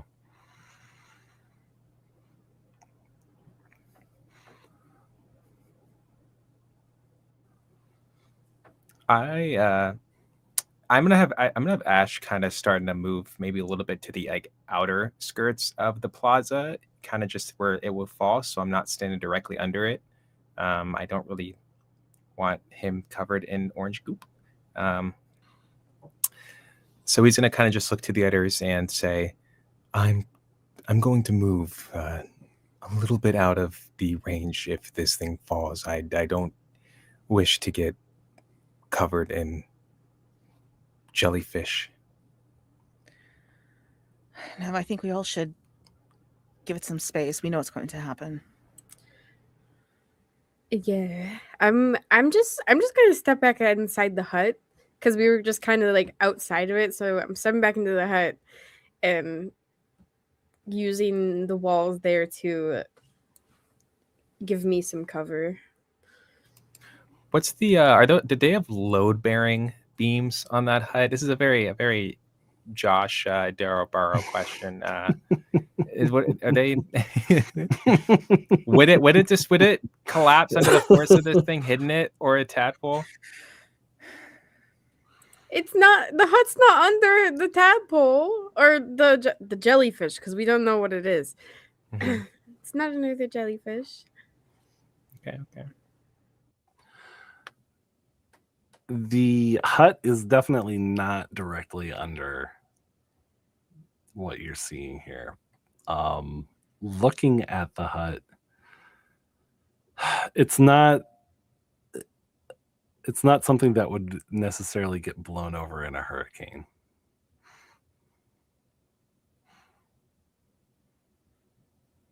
It's a pretty Good to strong hut. Yeah, that's a Florida great hut. Yeah, it's prepared.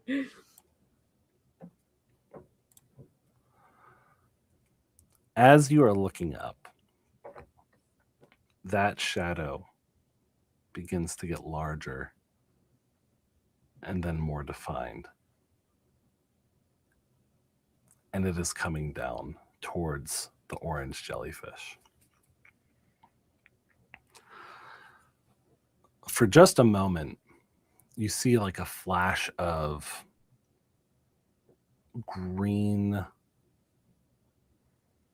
almost like a plate that looks probably larger than the elevator that you came down on, but like kind of similar, like more of like an oval, but probably like 20-30 feet wide, maybe like 40 feet long, maybe 50 feet long. And you can tell in probably about 15 seconds it is going to come into contact with the jellyfish.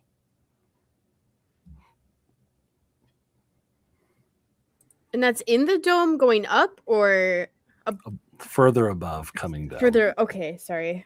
Yeah. Okay. I really wish we had Warren Bell to come over here and like lift that plate away. He's only one man. Yeah, but he's a strong man. Yeah, You he saw is. You saw the ab definition that a very Oh, no. talented artist who It was amazing. drew I them. saw the ab Yeah. definition. We all saw it. It's there. No denying it.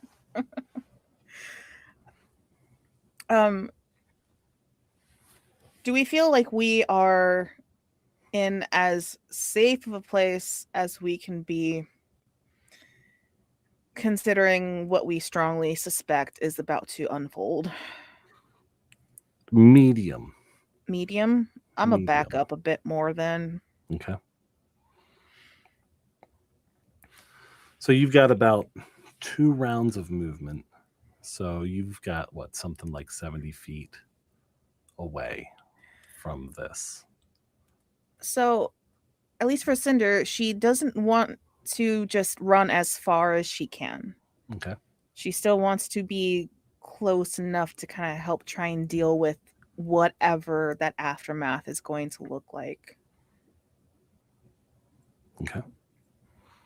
So some happy zone distance there. Okay.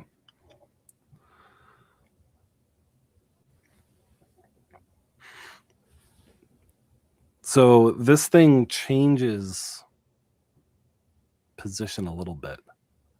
And instead of coming flat down at angles, and you see a tremendously large tortoise head open and envelop the entire jellyfish.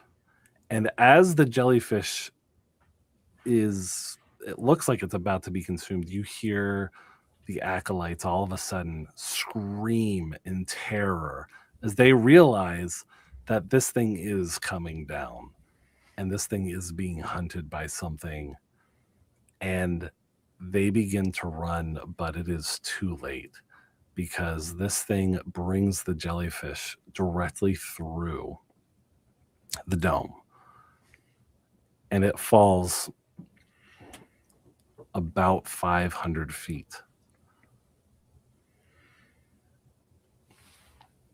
And for just a moment, an image of an extremely large turtle creature with this very large jellyfish, basically almost completely in its mouth, is falling through the air as a column of water follows it from the dome.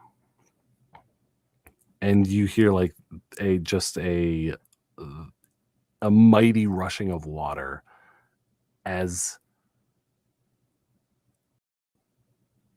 a crack rips across the air. And following that crack, just water splashing down everywhere around you. Everyone make a dexterity save. Violet, since you're braced, since you are braced against the hut, you do not have disadvantage for this. Thank fucking God. I was just going to ask. That's someone in this party is smart. I rolled an 18. 18. Oh my God. Thank the gods. Thank the gods. I would also like to thank the gods, for I have rolled 24. Okay. Oh, that would be a 21. 19 total. What do we need to pass? Oh no. Wrong answer, Bird. Wrong answer. I got a 14. Oh. Cyrus got a 21, you said? Yes. Okay. Oh, come on now. I was the first one. I was walking so far away. Stop rolling those damage dice, man. You love me. I will quit. If I get damage from this, I'm quitting. I'm out. That's it. I think Sorry. you failed your deception check there, sir. The Ashen One has taken 10 force damage, pushing you back 20 feet. As the water rushes around you, it's really hard to tell what is happening directly where this thing has landed because water is still gushing downwards and outwards. But you can all roll initiative. Okay. But what if like I went home?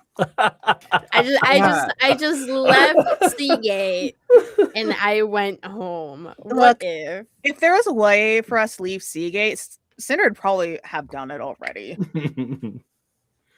This is terrible because you literally are. It's like every time we start a fight, Ash is like, Ash ain't looking good right now. Okay. We barely left the hut, man. I got hit with I'm still in the water. hut. I know. Because I'm smart. Mm-hmm. I got an 8 for initiative. Okay. 10. Okay. 20. Okay. 17. Perfect. All right. So let me see if I can share my screen here. We'll see if this works. Let's see. Let's flip over to this screen. Let's turn off the credits because we're not there yet. Let's see. I'm going to move you guys over to this map first. There. Then let me...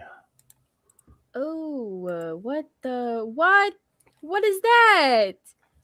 So what is that? So what you're seeing here, I can describe it in just a Oh. moment. Let's see. I need to go over here. Okay. I think there's 2 extra tokens on the map by accident. Yeah, Oh, I yeah? think so too. Like, I mean, obviously it has to be an accident because they're off the map. Right. Yeah, right, yeah, right. yeah. Also, jellyfish don't have beaks. I just wanna make that Let's see. clear. I'm gonna see if this. This is a fantasy world, Juno. They can have beaks. Okay. They're squid variants. Squid Squids, variant. squids do have beaks, right? I think see. so. Yeah. Yeah. I didn't know if like octopuses, octopussy.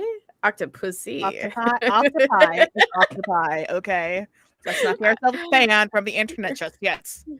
Okay. Anyways, I didn't know if they were different. If like octopus and squids are like one has beaks, one doesn't. Oh, there Well, it they're is. both Perfect. cephalopods. Okay, so we've got it up here. I think is kind of as decent as we can. So what you're seeing here is you're seeing the head of this tortoise in the middle and 2 extremely large claws on either side of the head.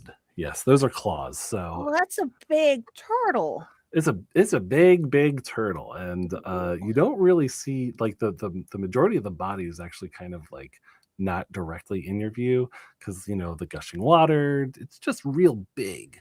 It's definitely much larger than the circle of acolytes that were underneath the jellyfish, for sure.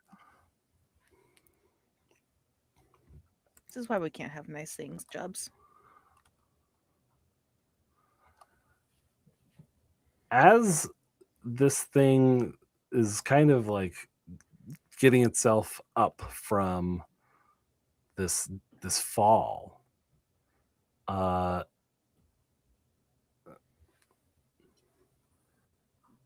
it's gonna be Violet's turn.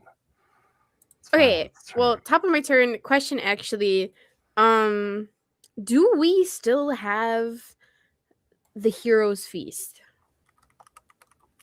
Yes. Yes. Well, okay.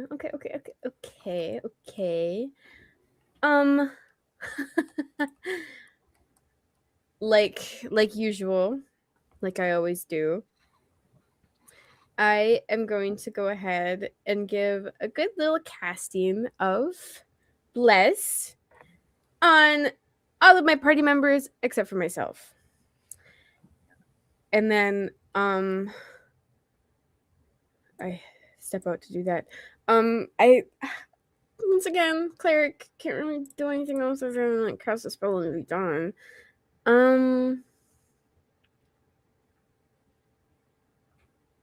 Yeah. I'm gonna, instead of being in the hut, I'm gonna be behind it, away from the turtles. POV. And yeah. Okay, past my turn. Okay. Cyrus's turn. I think it's my turn. Yeah.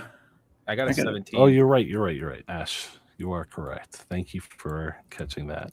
Of course. It's the Ashen One's turn. You know me, I never make D&D mistakes ever. True. Yep. See. And this thing doesn't take fall damage. You're not quite sure how much damage it has taken from the I'm looking at fall. its health bar right now, all right? You think you're looking at its health bar. Oh my. Anyways, I didn't actually look. I just see the big green bar. Anyways, Mhm. I should still have a health potion that was gifted to me by Violet. And I want 2. I have 2. That's right. Because 2. we got 4, I gave you mine. That's right. I As would a like to. as a bonus action, you can quaff that potion. I'm going to quaff that potion. Word. Perfect. I don't. How much- I feel like that's moist. That's like the. That's like the equivalent to the word moist to me. At least. Quaff?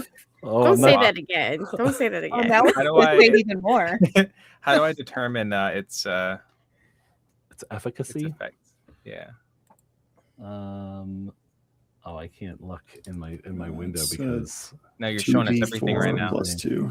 Everything. I can't show you anything. 2d4 plus 2. All right. Thank you, Alex. Jills.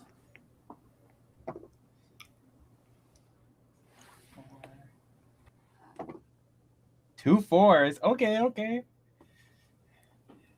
So that's 10, and then isn't it or no, that D4 was thrown in there for the bless. Did you already put that in there, or You don't add that don't to your. add to that? Okay. That's for attacks and saving throws. We're learning here. This is great. So I got plus 10. So I got getting rid of what I just got Okay. damage wise. Perfect.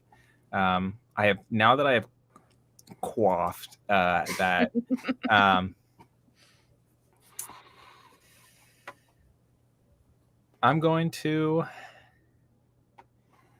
I'm really scared of this thing, if I'm being honest. It's really massive, and I'm so scared I'm just going to get smacked like into oblivion and just kind of blast off.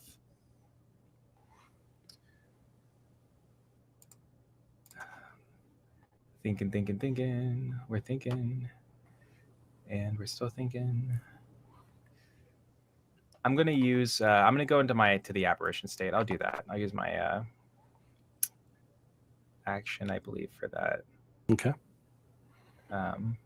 So he's gonna reach down, pull out his blade, spirits to me, and and he's gonna pull the blade out, and the blade's gonna form into like a full on blade where it's cracked, and then the rest of it is just like that ghostly kind of apparition-y form of it, the rest of the blade with that kind of as if there's another like faintly transparent body around his. And then I will pass my turn there. It is now Cyrus's turn. Okay. Fuck. Oh man. I don't like this at all. Could you take the claws away? Could you just do that for us? Take them away? Yeah. No. It's my Definitely friend's not. birthday. Definitely We- not. It's my friend's birthday. Bro. Oh gosh. Oh man. All right. I'm gonna step up next to Violet real quick and look over at her. Yeah, look over at her. Don't get too close to this thing. Don't let the idiots do that either. And then I'm going to use the rest of my movement. 25 feet is over there to run down to the party members that I can see down there. And I'm gonna use my, oh shit, what's the range? 60 feet. I think I'm close enough. I am not close enough. Not quite. All right, I'm going to use my bonus action to dash. Kind of go through them over here. And I'm going to shout to stay back. And then I'm going to hit it with a fairy fire. And hopefully that big spiky shell is lit up in nice silver flames. I need a dex save. Ooh, that is a 19. It will definitely pass. So nothing going there. So that's my action. I've only got about 10 feet of movement from the dash left. So I'm just going to go back over this way to try and spread out a little bit. And that is my turn. All right. Cyrus, can I have you make a dexterity save? Yes. 24. Okay. So you narrowly sidestep a spout of water that erupts from the snout of this creature. It blasts one of the tents next to you, completely shatters like wood beams, and you get sprayed with some fish guts that are nearby. That is its turn. The first claw is going to move up 20 feet. And it is Cinder's turn. Okay, this is great, y'all. We just got baths, and now here we go again. Cinder, she is going to take to the air a little bit, maybe about 10 feet above the ground. And she's going to kind of put herself a bit between Ash and this horrible, evil, not at all cute turtle. Because we've seen what happens with Ash and things, and it's not good, y'all. It's not good. And from there, she is going to cast Hex on it. Okay. And I am going to... maybe I will Hex the Dex. I'll Hex the Dex again. Okay. And I'm going to go ahead and cast an Eldritch Blast at it. And Does see the Hex how... require a save or no? It just happened, so you get to deal with it. Sweet. Okay. No dice rolling for you right now. Okay. Okay. Oh, yep. Yeah, the dice rolls are back. Dice rolls are back. Does a 9 hit? Does not. Shocker. Okay. Man, I am really looking forward to when I can throw 2 of those in a turn. That's going to be great. Okay. I think that is going to be my turn then. Okay. The second claw moves forward 20 feet. And as the second claw kind of like lands, the entire body kind of flexes and the entire creature moves forward 20 feet. And it kind of like slides forward and settles, and there's a bit of a green glow around the shell of this gigantic turtle. And it's Violet's turn. So you're telling me this thing just didn't die on impact? Like, we actually have to fight it? What? Okay. Now, each time the claws move and each time the body moves, it is just crushing everything beneath it. Like all these stalls are just getting completely flattened. You hear crunching timbers. I'm going to waste my turn casting Mending Then. I'm just kidding. That would be awful. Sorry. It's not a human. In no way, shape, or form. I'm gonna go ahead and give a good old casting of spiritual weapon. Wait, what's the range? 60 feet. That's 60 feet.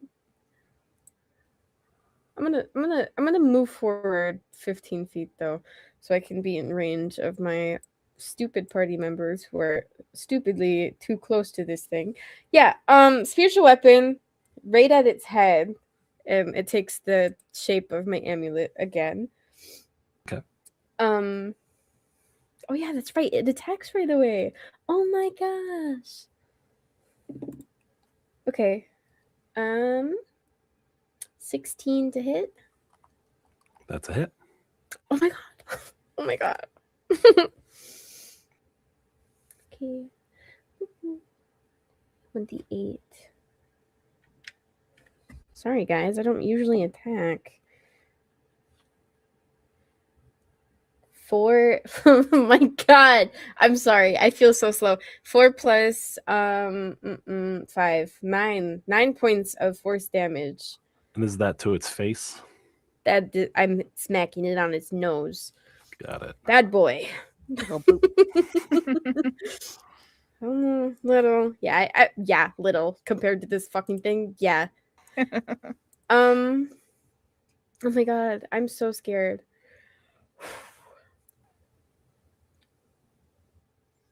God, I just feel like I can't do anything. I can't cast spells because I just cast a spell. What is D&D, guys? Can we make our own D&D and just play that instead? Please. You can certainly try. Oh, sorry, I just smacked my desk. God, that's all I can do. That's all I can do. That's all I can do. Okay, that's my turn then. I'm passing it again. It is the Wait. Sorry.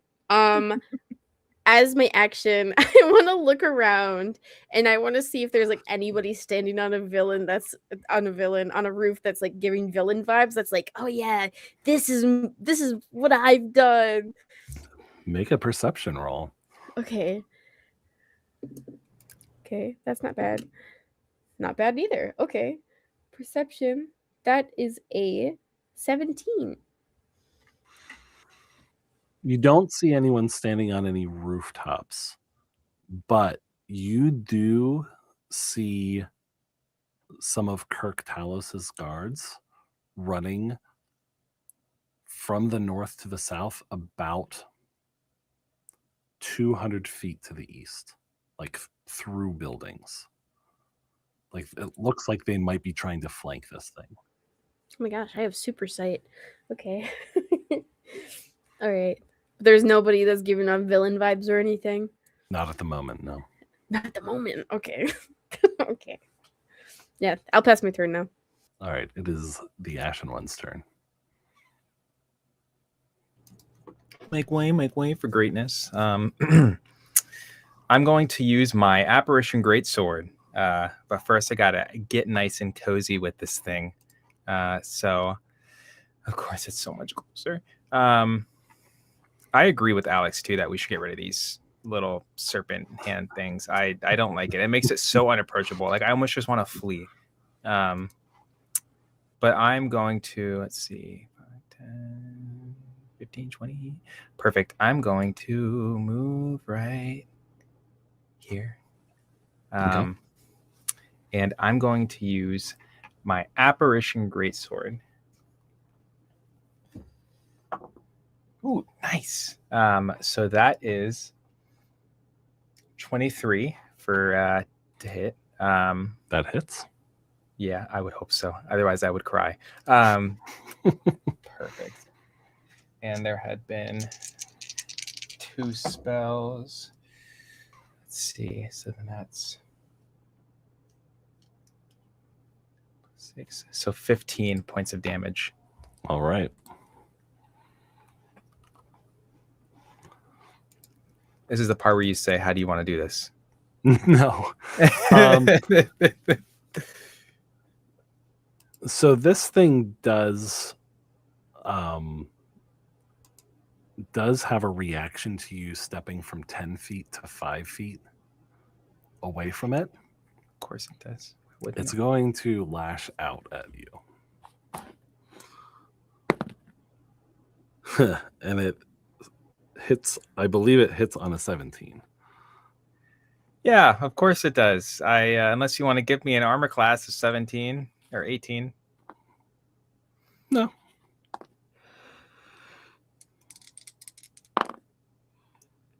It deals 13 damage to you.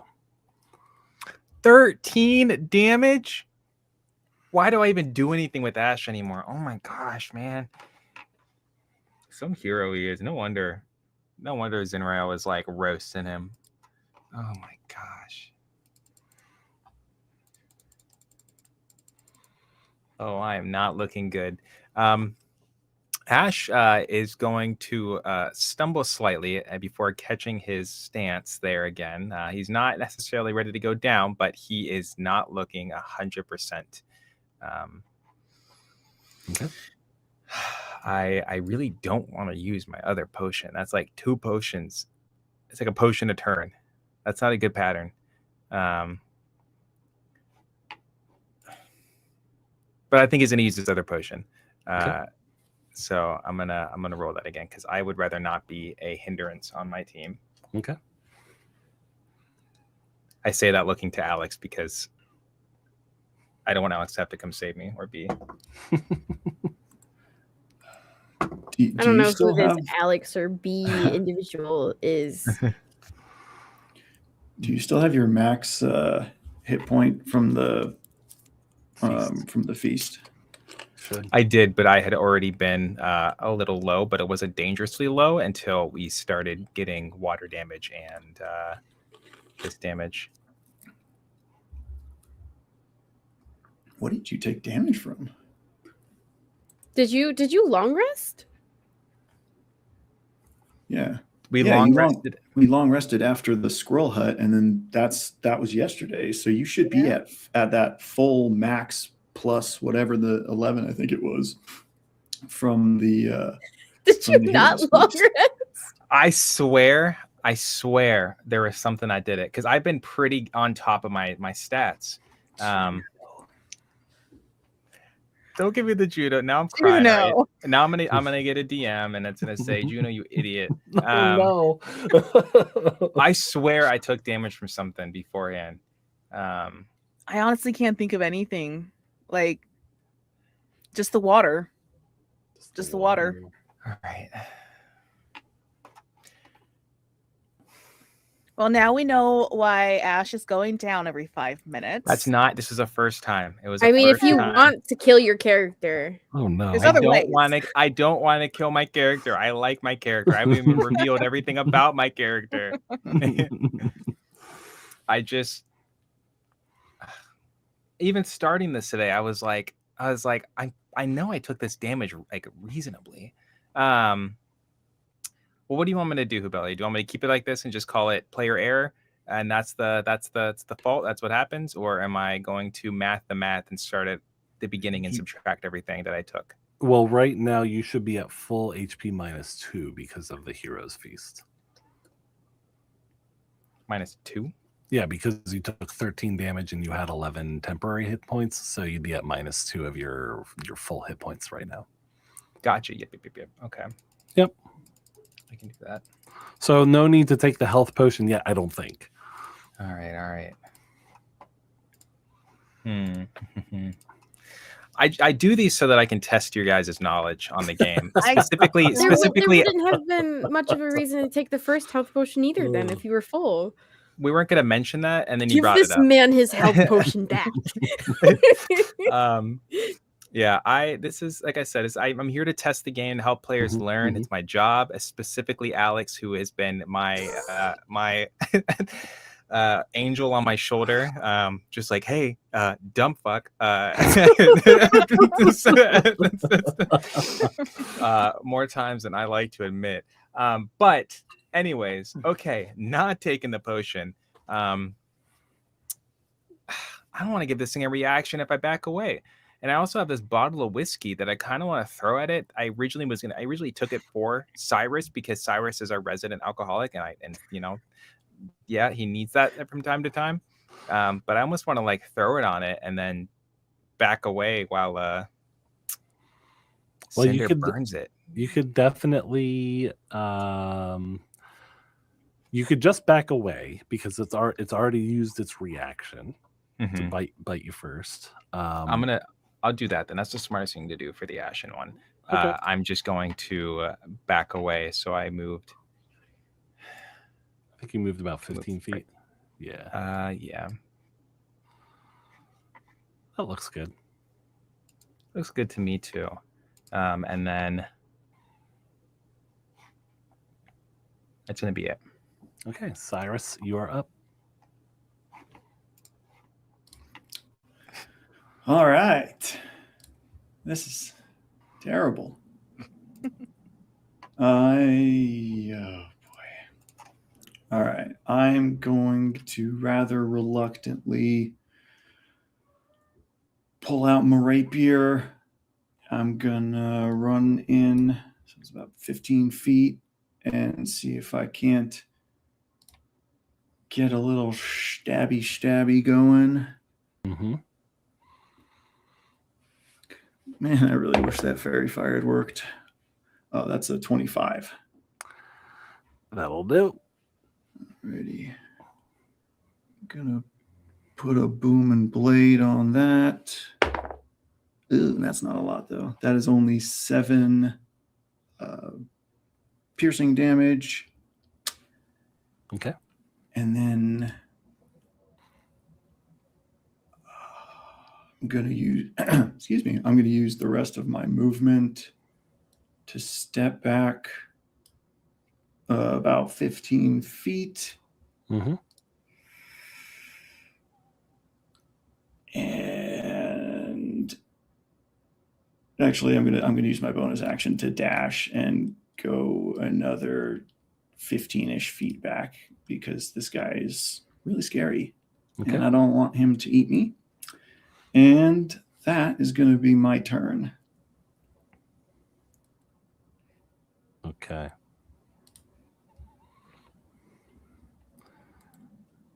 It is going to take a chomp at Cinder. But what if I didn't? I believe it misses because it was an 11 to hit. Oh, yeah, that misses. Thank the gods. The first claw does not move forward, but you see the entire turtle shift its weight onto its left claw. Mm-mm. No, Cinder, don't squish. Cinder, Don't it's your squish. turn.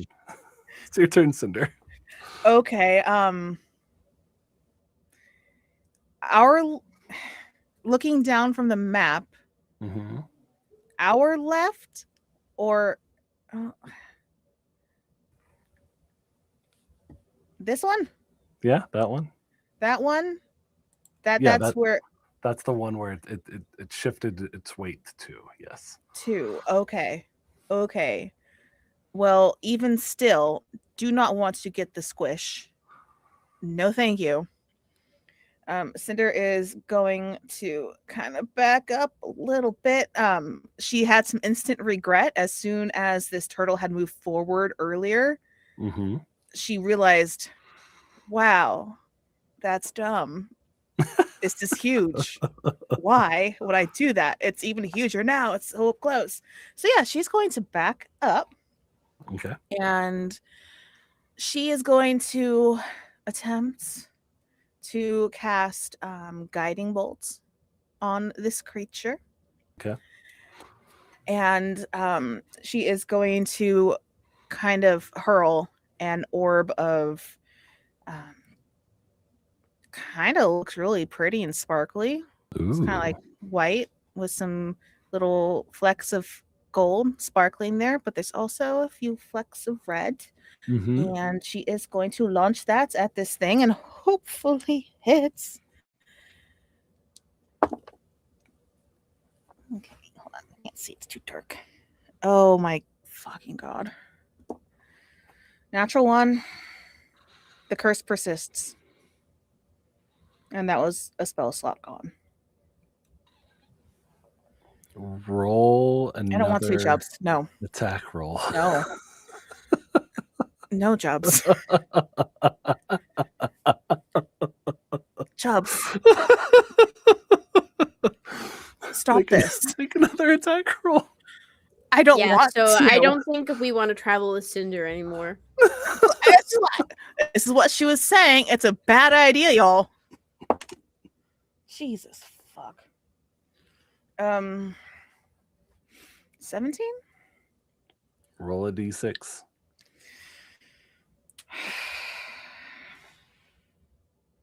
I'm gonna remember this, Jobs. Mm-hmm. That's a 4? Cyrus, does a 17 hit? Just barely misses. Oh, thank God. Oh, okay. Jobs, we do not need that evil laugh right now. You stop it. Not cool, man. That guiding bolt zips right past Cyrus's head. That would have for sure gotten Cinder kicked out of the party if that made contact. Anything else for Cinder's turn? She is going to lament at this weird feeling of deja vu that has washed over her. Uh-huh. And she is going to stay where she's at. And we're gonna pass that turn. Okay.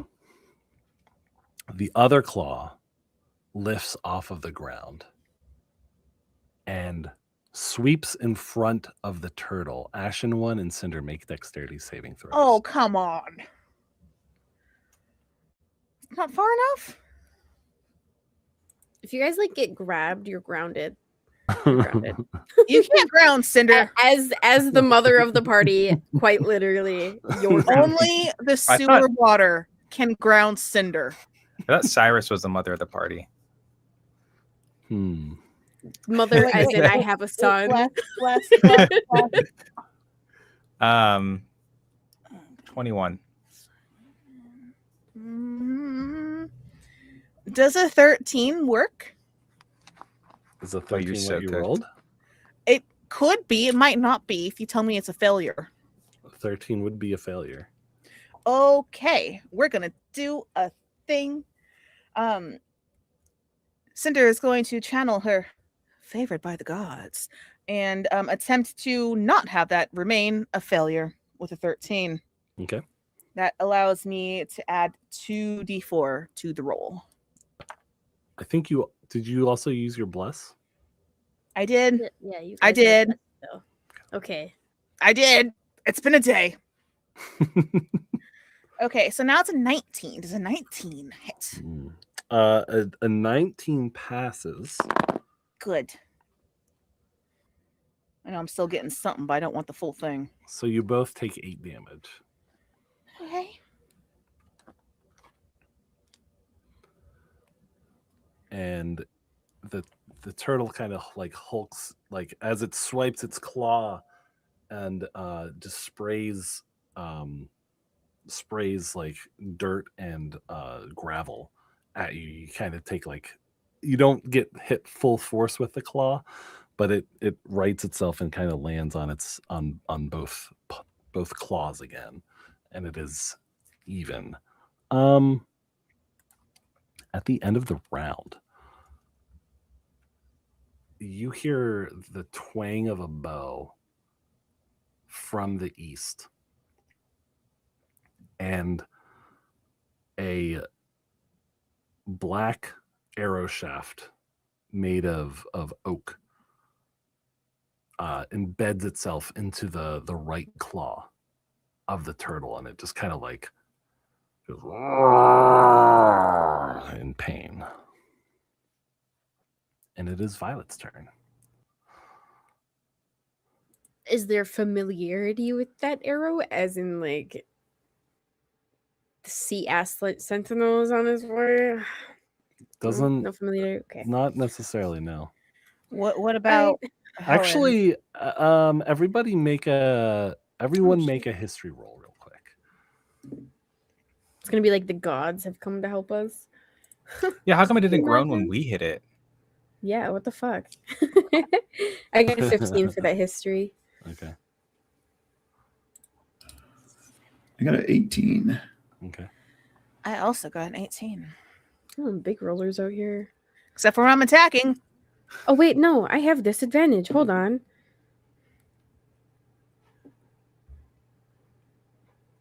I got an 11. I got a 10.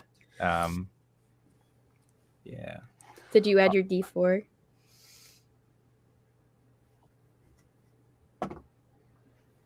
I got an 11. Okay. Oddly enough, it's the Ashen One that feels like he may recognize that arrow. Huh. Hmm. Interesting. It's now Be Violet's nice to have turn. friends. Oh, okay. Okay. I think I know. I know. Violet doesn't. Yeah. I am going to run up behind the Ashen One, and as I'm running towards him, I'm taking out one of my healer's kits because I have two now because I'm rich on heals. I don't know what I'm saying. I'm nervous. Um, and as I'm running up, I am going to have my spiritual weapon move over and hit him on the nose again Mm-hmm. for. Oh my god! Wait, help me out here. Are attack rolls like ability checks? Would I have disadvantage on those? No, No. that's higher levels. Okay, thank you. Oh my gosh. Okay. Good. Good. That's a 19 on the dice. Don't make me do the math. That is a Okay. Okay, two plus 5. 7 points of force damage. okay. And I am at the same time going to be how do you out of a healer's kit heal. Okay, no, he got hit by a claw. You're good. Wait, I'm panicking, guys. What are we fighting? I'm sorry. Oh my god. What is a healer's kit? I'm gonna cry. Where is my ability? I'm so sorry. I am so sorry. Okay, 1d6 plus 4. 1d6 plus 4. Okay. That is 7 points of healing, Ashen One.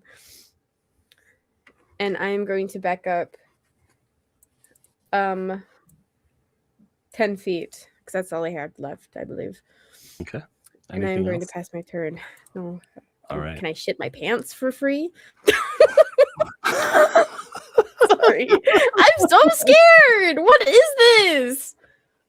It's the Ashen Yeah, did One's you take turn. the Novor and Bell hit points off of it, or like attack damage or whatever out of it? Maybe.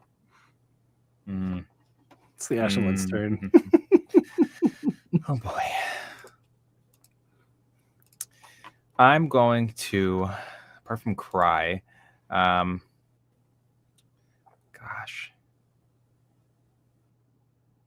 This is horrible. I want you to understand that. I think this is my least favorite boss that you've had us fight. That's not true. I like all your bosses. But in the moment, to complain, I hate it. Yeah. Man, I can't even get close. Stupid. Crap.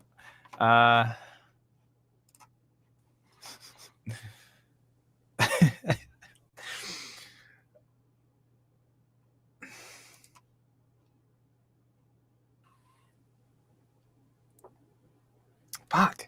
I want you to speak with animals. Okay.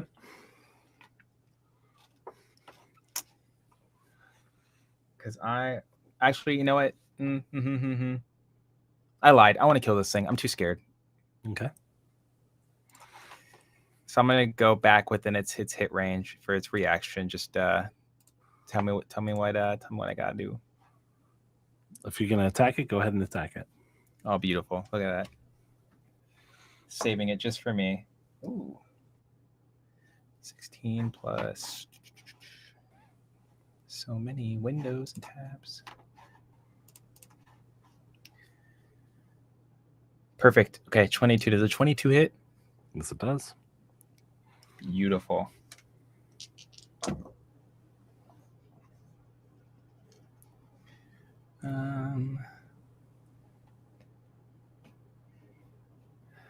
I got a 14. Okay. 14 damage. Mhm. Anything else for your turn?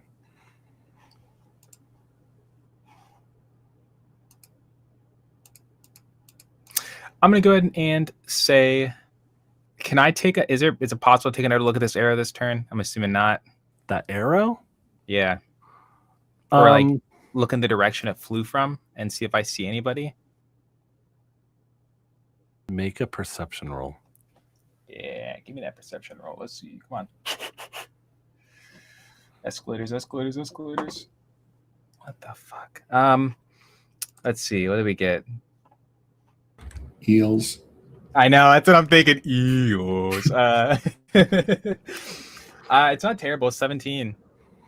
You see the person who introduced them to you as your brother. How far away is he? He's probably a good 100 feet away to the east. 100 feet. And I can see that? Dang, I got good eyesight. I'm keeping you to that later on. Wow. I'm gonna turn that way and just kind of give like a subtle bow of my head and thanks. Mm-hmm. And then I am going to take a reaction hit. So as you step away, this thing does not bite at you. Its neck shoots out and lunges in a slightly different way.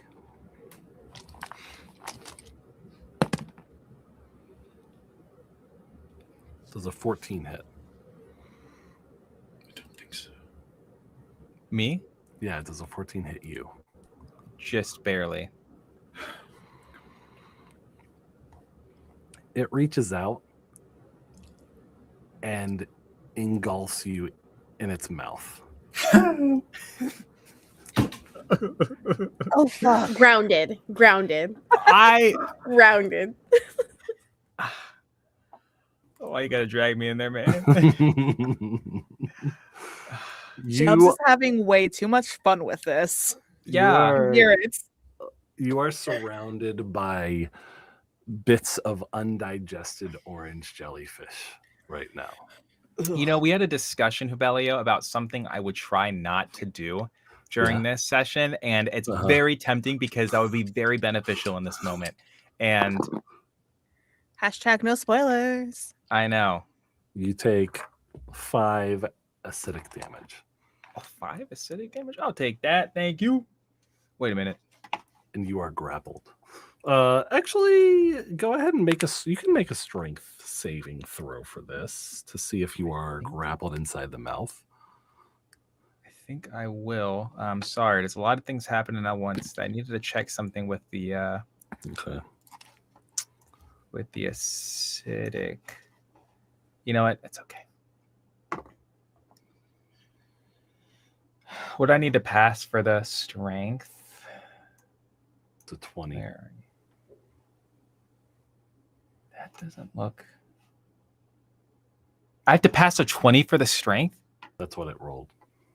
Oh my gosh, Hubelio. Oh my gosh. All right, let's see here. That doesn't seem right for my. Why is this being silly? Well, I didn't pass it. I got a nice solid 12. Okay. So I'm grappled. I have You are. high strength, but apparently it doesn't help out. Cool. I'm having a great time. It is Cyrus's turn. Okay. I hate this. Fuck. Oh man. And so there's nothing poking out of this thing's gullet, no Ash's ponytail or anything. Not at the moment, no.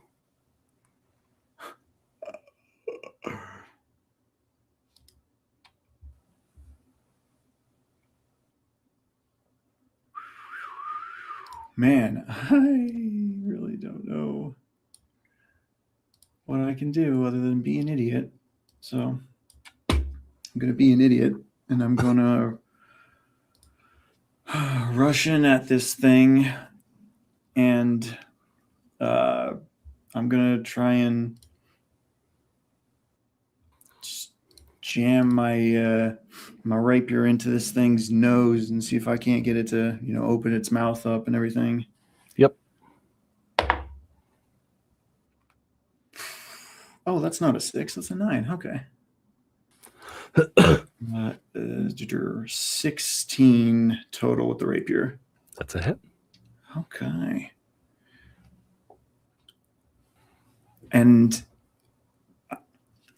I, as Alex, know that Booming Blade won't hurt the Ashen One.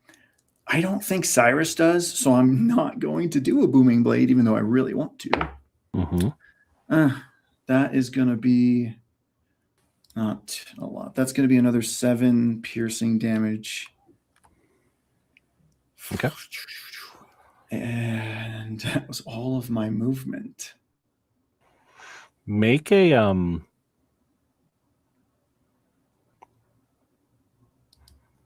sleight of hand check to see if you can be really precise with the damage you're doing here. Yeah, it's going to be a natural 1. Oh, okay. Never mind. Anything else for your turn?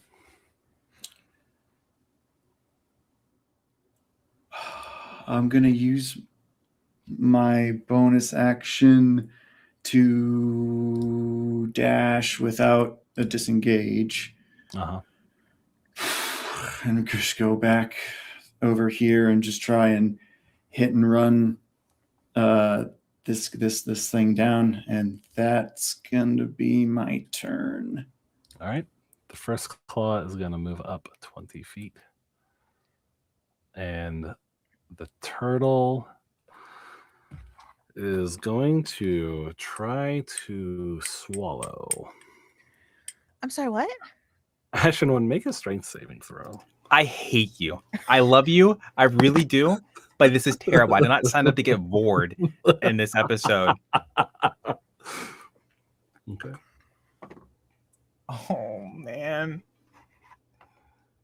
I don't want to die, Hubelio. Don't do this to me. Did you have your bless? Did you have your bless? Add your That's what I'm bless. doing right now. Okay.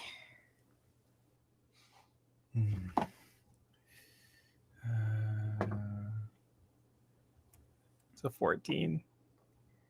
That's not bad. Make an attack roll.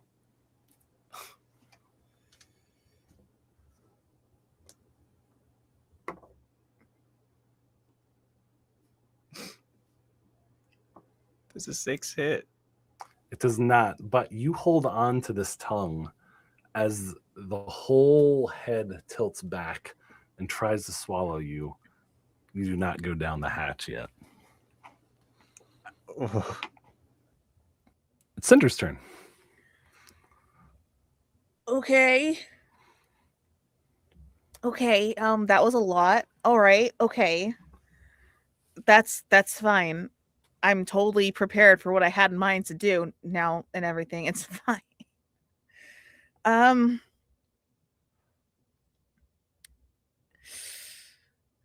Okay, this is gonna I want to try and do something, DM. Uh-huh. Cinder has something very specific in mind. She has a specific outcome that she's hoping Sure. will occur. Okay.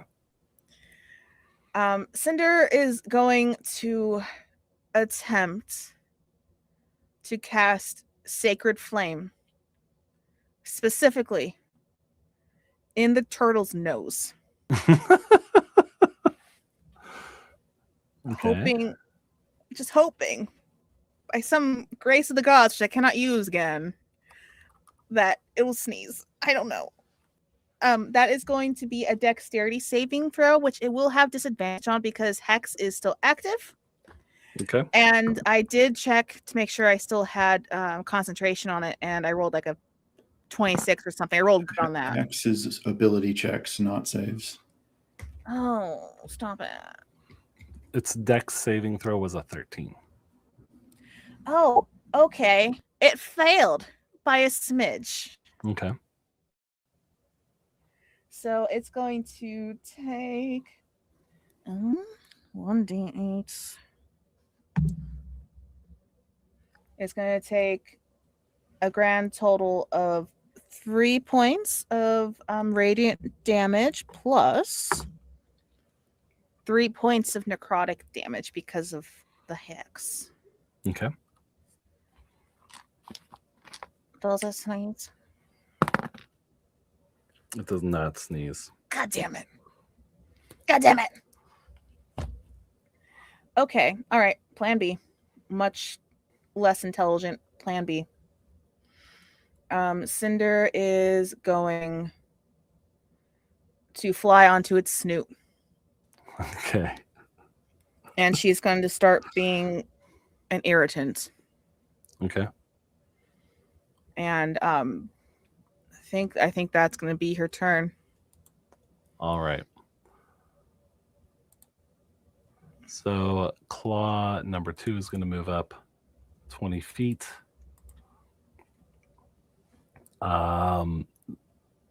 Cinder, because you can fly, I'm not going to have you roll a dexterity save to see if you stay on this thing.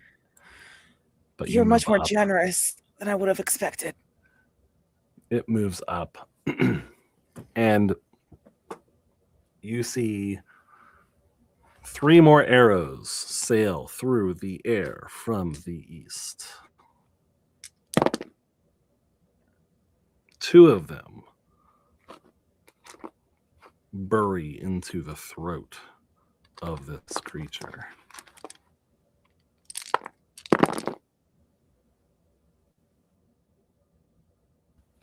And do quite a bit of damage.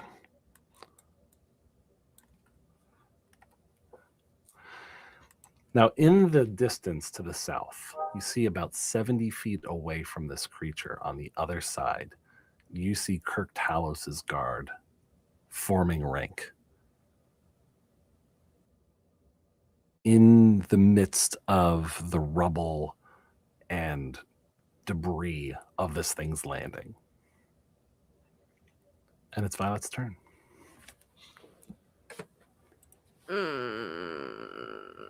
Okay.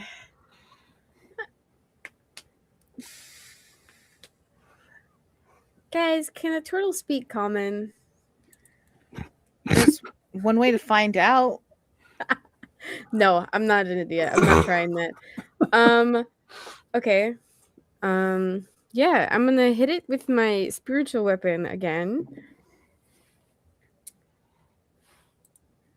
18 hits.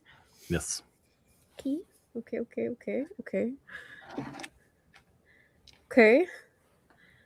Oh my gosh. 13 points of force damage. I rolled max damage that time, guys. I Nice. might be goated. Oh my god, no, wait, do I want to try it?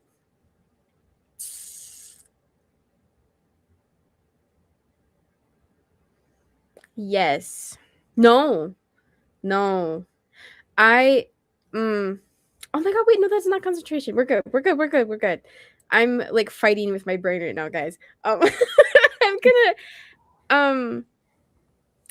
gonna run back, but as I'm running back away from this thing, because it's just so large, I am going to cast blindness deafness, hoping for blindness.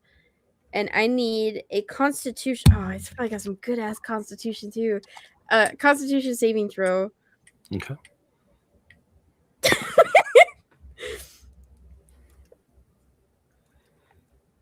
It is a 16. Fuck. Nope, it's saved. Okay. Dang it. Dang it, dang it, dang it, dang it, dang it. Okay. Yeah. Run back. Straight back. Okay. Yeah, and that will be my turn. All right, Ashen One, you are in this thing's maw right now. Living the dream. Do I need to take like acidic damage this round? So for your turn, you could try to like either muscle your way out or attack while you are kind of in. You are currently grappled. So you could also try fighting that grapple to like try to start muscling your way out. I was thinking about using enlarge on me. But I can also try to break this grapple. Because that would be an action, right? Yes, it would. Okay. Gosh, sorry, one sec. I want to clear my throat so I didn't have Sarah yelling at me later about throat clearing in the thing. I need some throat coat. I'm gonna break this grapple. Okay. So I'm gonna make a roll for that. Yep, it's a strength save.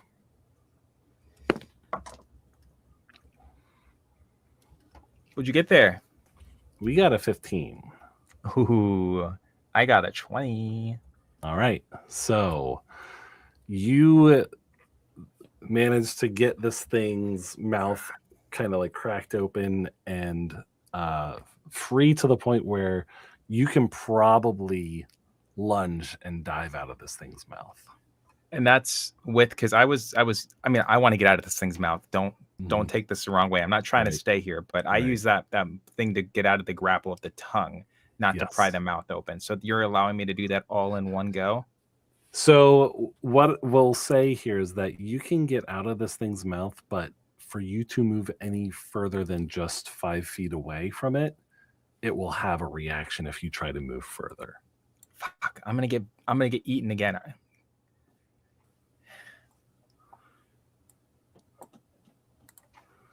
So like you can basically be like 5 feet away, like how you are right there. But moving further would elicit a reaction from this thing.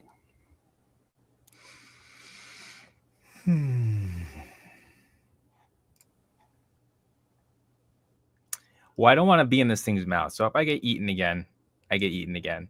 Gosh darn it. Yeah, I'm going to dive out of this thing. Okay. So you're 5 feet away right now. Yes, that's correct. Okay. Any bonus action? I mean, I'd like to run away from it.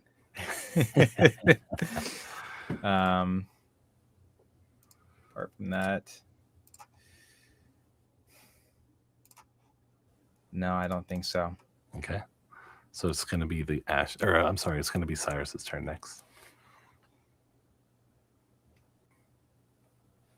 Okay, well, that's a little bit better, than it was 6 seconds ago. So I am seeing that my buddy's only been partially digested. Gonna pop back down here about 15 feet and see if we can't give a little love tap to our turtle friend. And we are booming blading this time. Okay. Natural 20. All right. And I have an ally that's not incapacitated, so I get my sneak attack. Yes, you do. My God, is that sexy? All right, so that's 25 plus 36,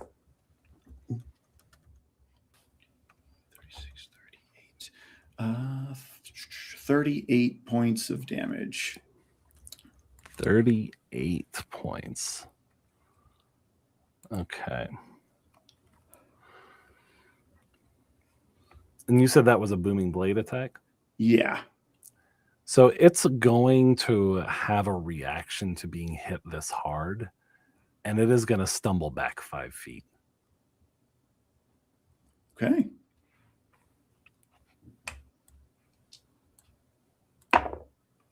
It takes 2 thunder damage.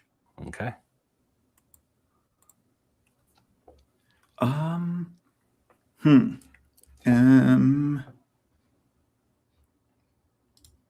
Interesting. Okay. I did not expect it to do that.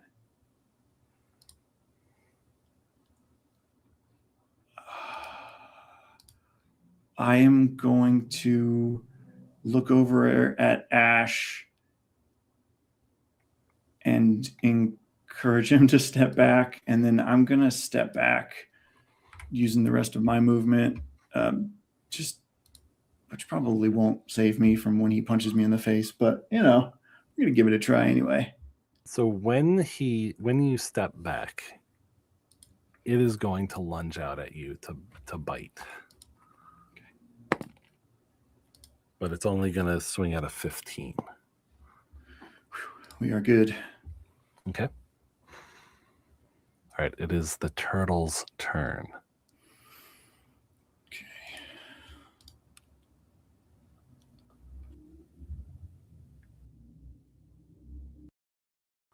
Cinder, are you still on its nose? She's at least on its head. Okay.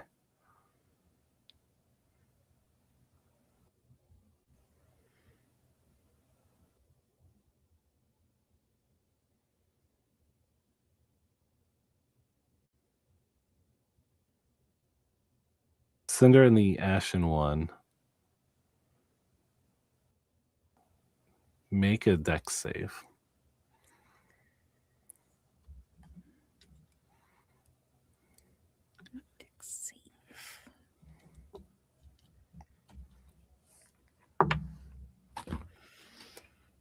It's freaking dice, I swear.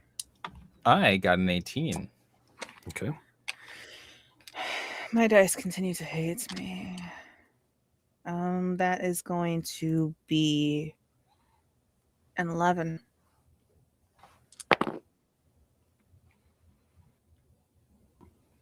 So Cinder, you're going to take 20 damage. 20? It's fire damage, right? It's water damage. Goddamn. And you are like, there's a spout of water that launches you off of this thing's head.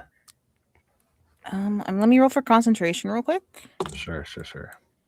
I'm rolling good for that again. That's a 25. Okay. Thank you, dice. But also, DM, as Cinder just gets a whole bunch of funky water thrown at her, and as she is probably, reacting, catching her fall with her wings, she's also going to have her eyes kind of flash in a fiery light as she casts Hellish Rebuke on this thing. Okay. So please make the giant turtle do a dexterity saving throw. That is a 9. That is a failure. Mm-hmm. Mm-hmm. Okay, so that's going to be 15 points of fire damage plus an additional 3 points of necrotic damage. Okay. I did something, guys. I just had to get whacked inside the face really hard to do it. It's fine. And the Ashen One would have taken 10 damage from that.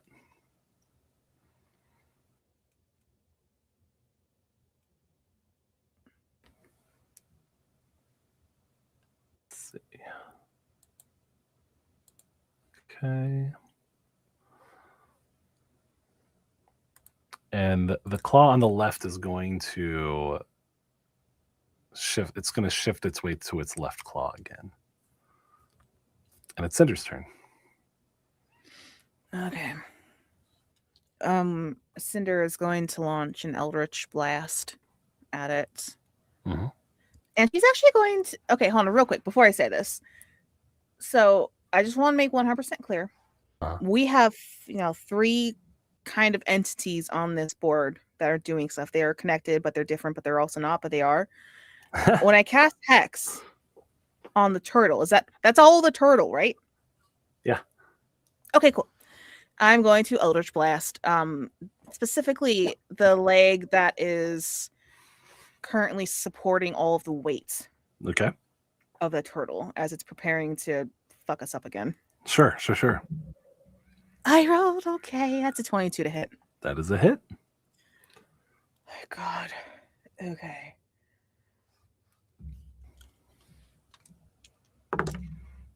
And I rolled so very low on damage for that. Okay. Embarrassingly low. That's 6 points. Okay. One of which is necrotic damage. Okay. It is Yeah. going to make a constitution save to see if it can concentrate. Okay. I think it does fine. Yeah. Rolled like a Gosh darn it. 17. Okay. And since this thing is still ready to do some more nonsense, Mhm. Cinder is going to fly backwards 30 feet, a bit Mhm. closer to where Violet's at, Mhm.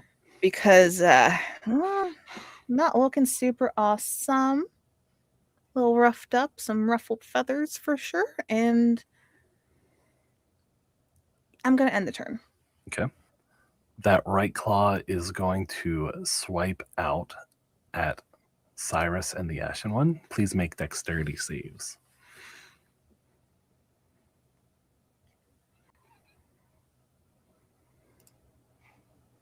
Yeah, I failed mine very Okay. badly. Does a 30 pass? The fuck, man? How Can I did you take roll some a of those? 30? What? Natural 19, That's a really good bless crazy. roll, and Dex is my main stat. Damn. Oh, I forgot you had bless. Guys, I love myself. He loves you too. Best cleric ever.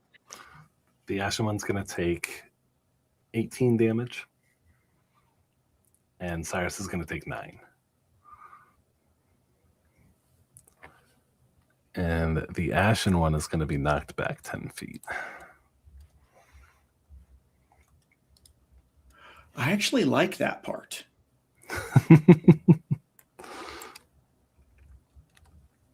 Yeah, but it's got like a 30-foot reach for his attacks, so it don't fucking matter.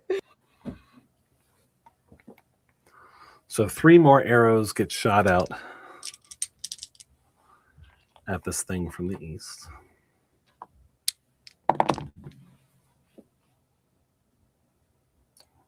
Two more hit.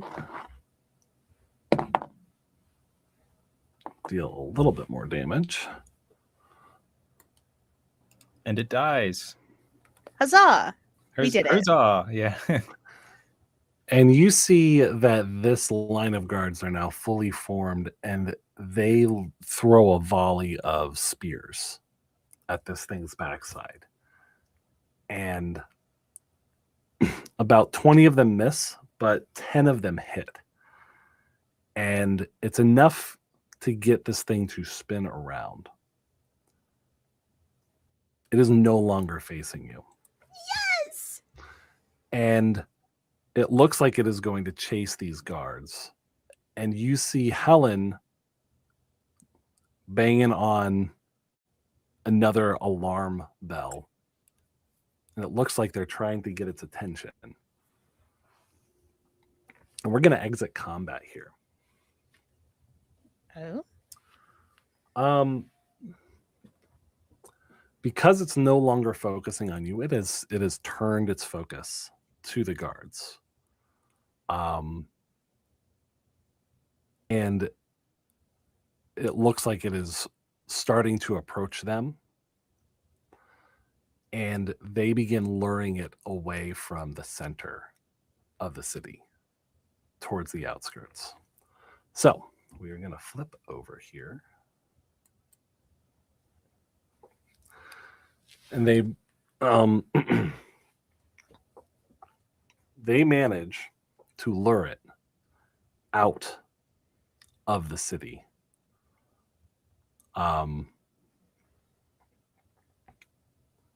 So it does not die, but you have survived this encounter against this creature.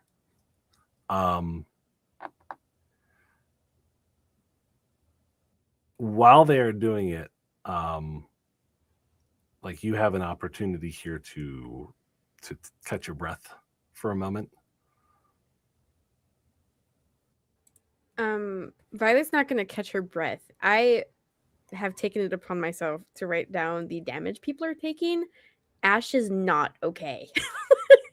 Ash is not okay. So seeing the state he's in after getting what looks like launched through a tent, I'm immediately running over to him and touching him very gently and casting a Cure Wounds and making myself do more math, but you're worth it.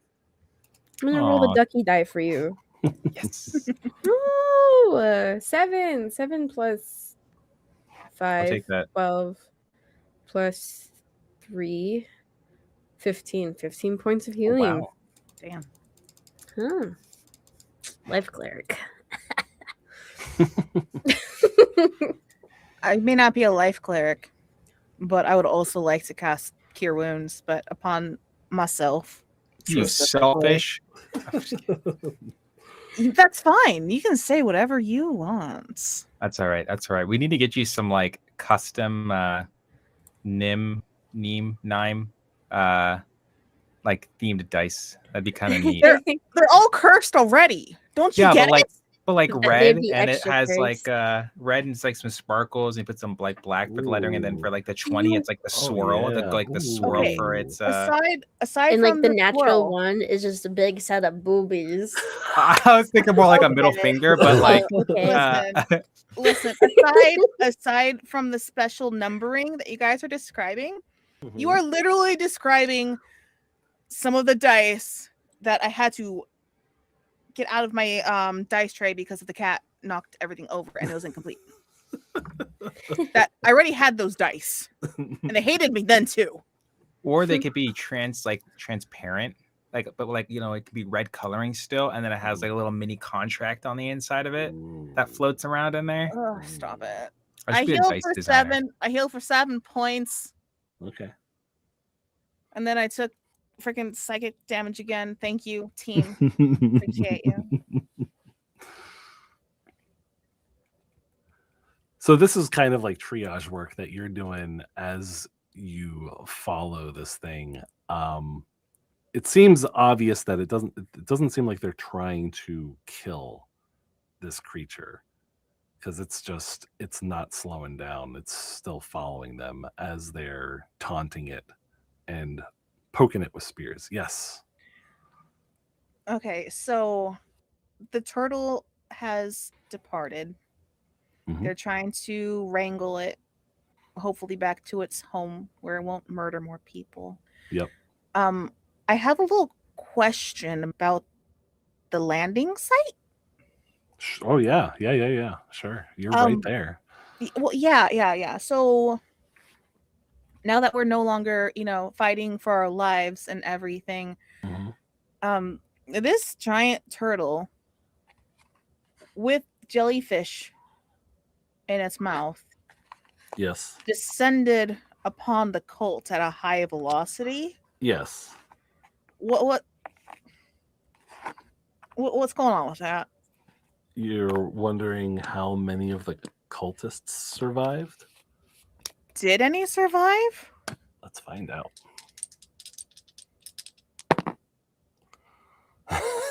So there were 14 that were left. Uh-huh. You see clearly 10 bodies among the wreckage. The other ones are like applesauce. Is that correct? You don't see the other ones. Do we see applesauce? Do we see applesauce? You see a whole lot of orange jellyfish bits. So applesauce. Okay. Yeah. That flavored kind, that's weird. It's making me kind of hungry for applesauce. Not sponsored yet. Yet. Any applesauce vendors, if you're interested, have your people call our people. All right. All right, Cinder's going to look at the party. What the fuck is going on with this city? What the actual fuck?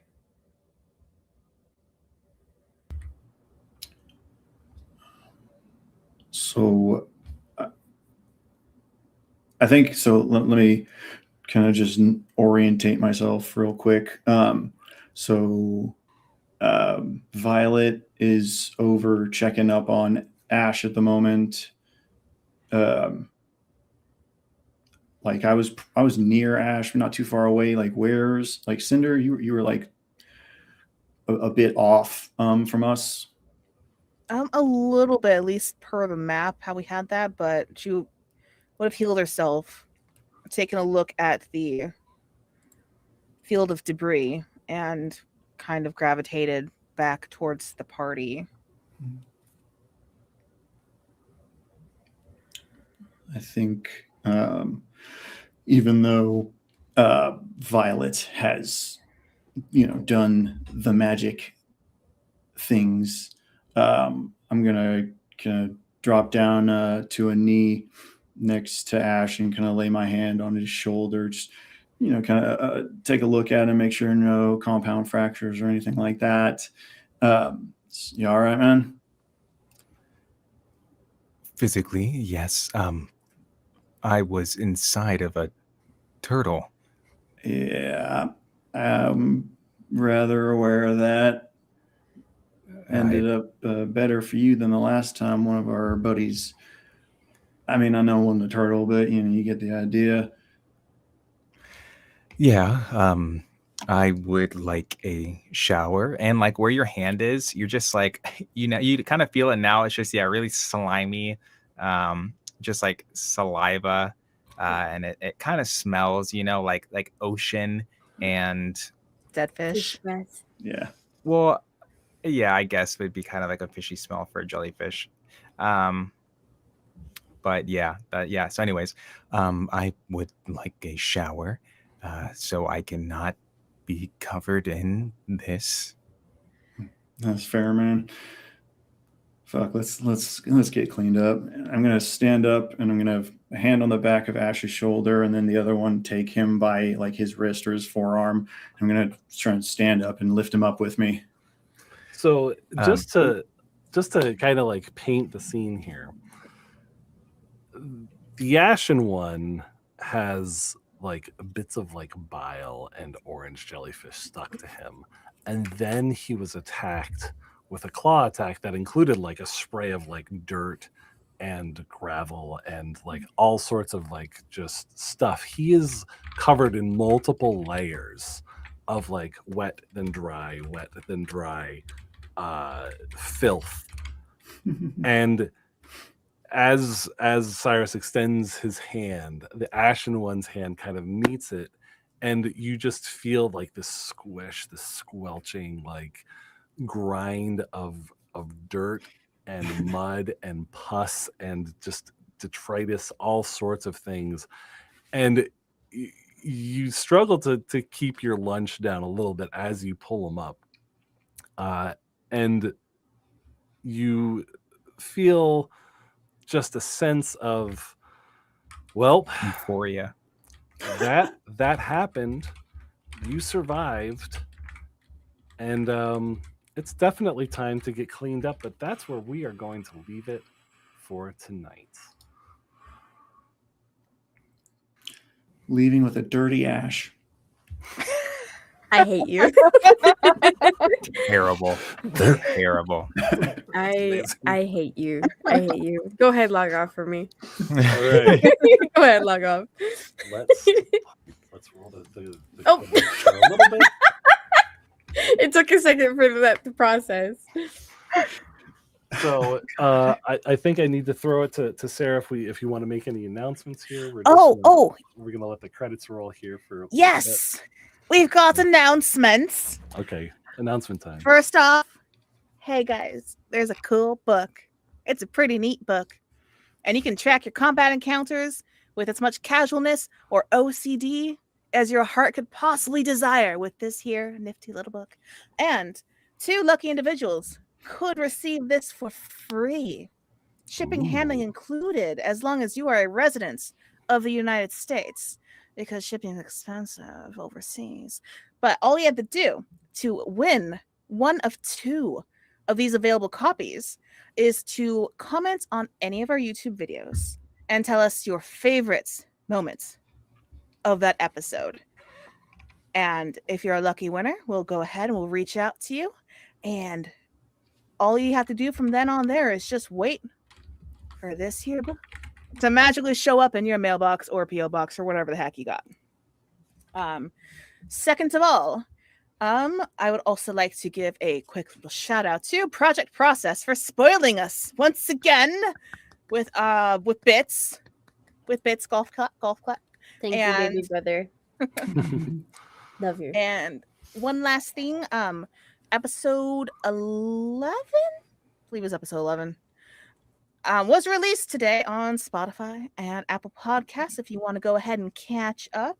And just so y'all know, these audio episodes are not just directly taken from our lovely stream. It is taken, we clean up a little bit, we add some music. I've been playing around with sound effects.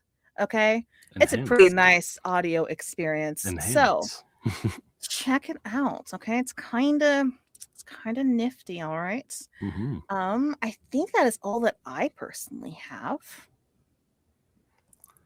Well, yeah. Anybody else real quick before we sign off and say goodnight to everybody? What the fuck was that?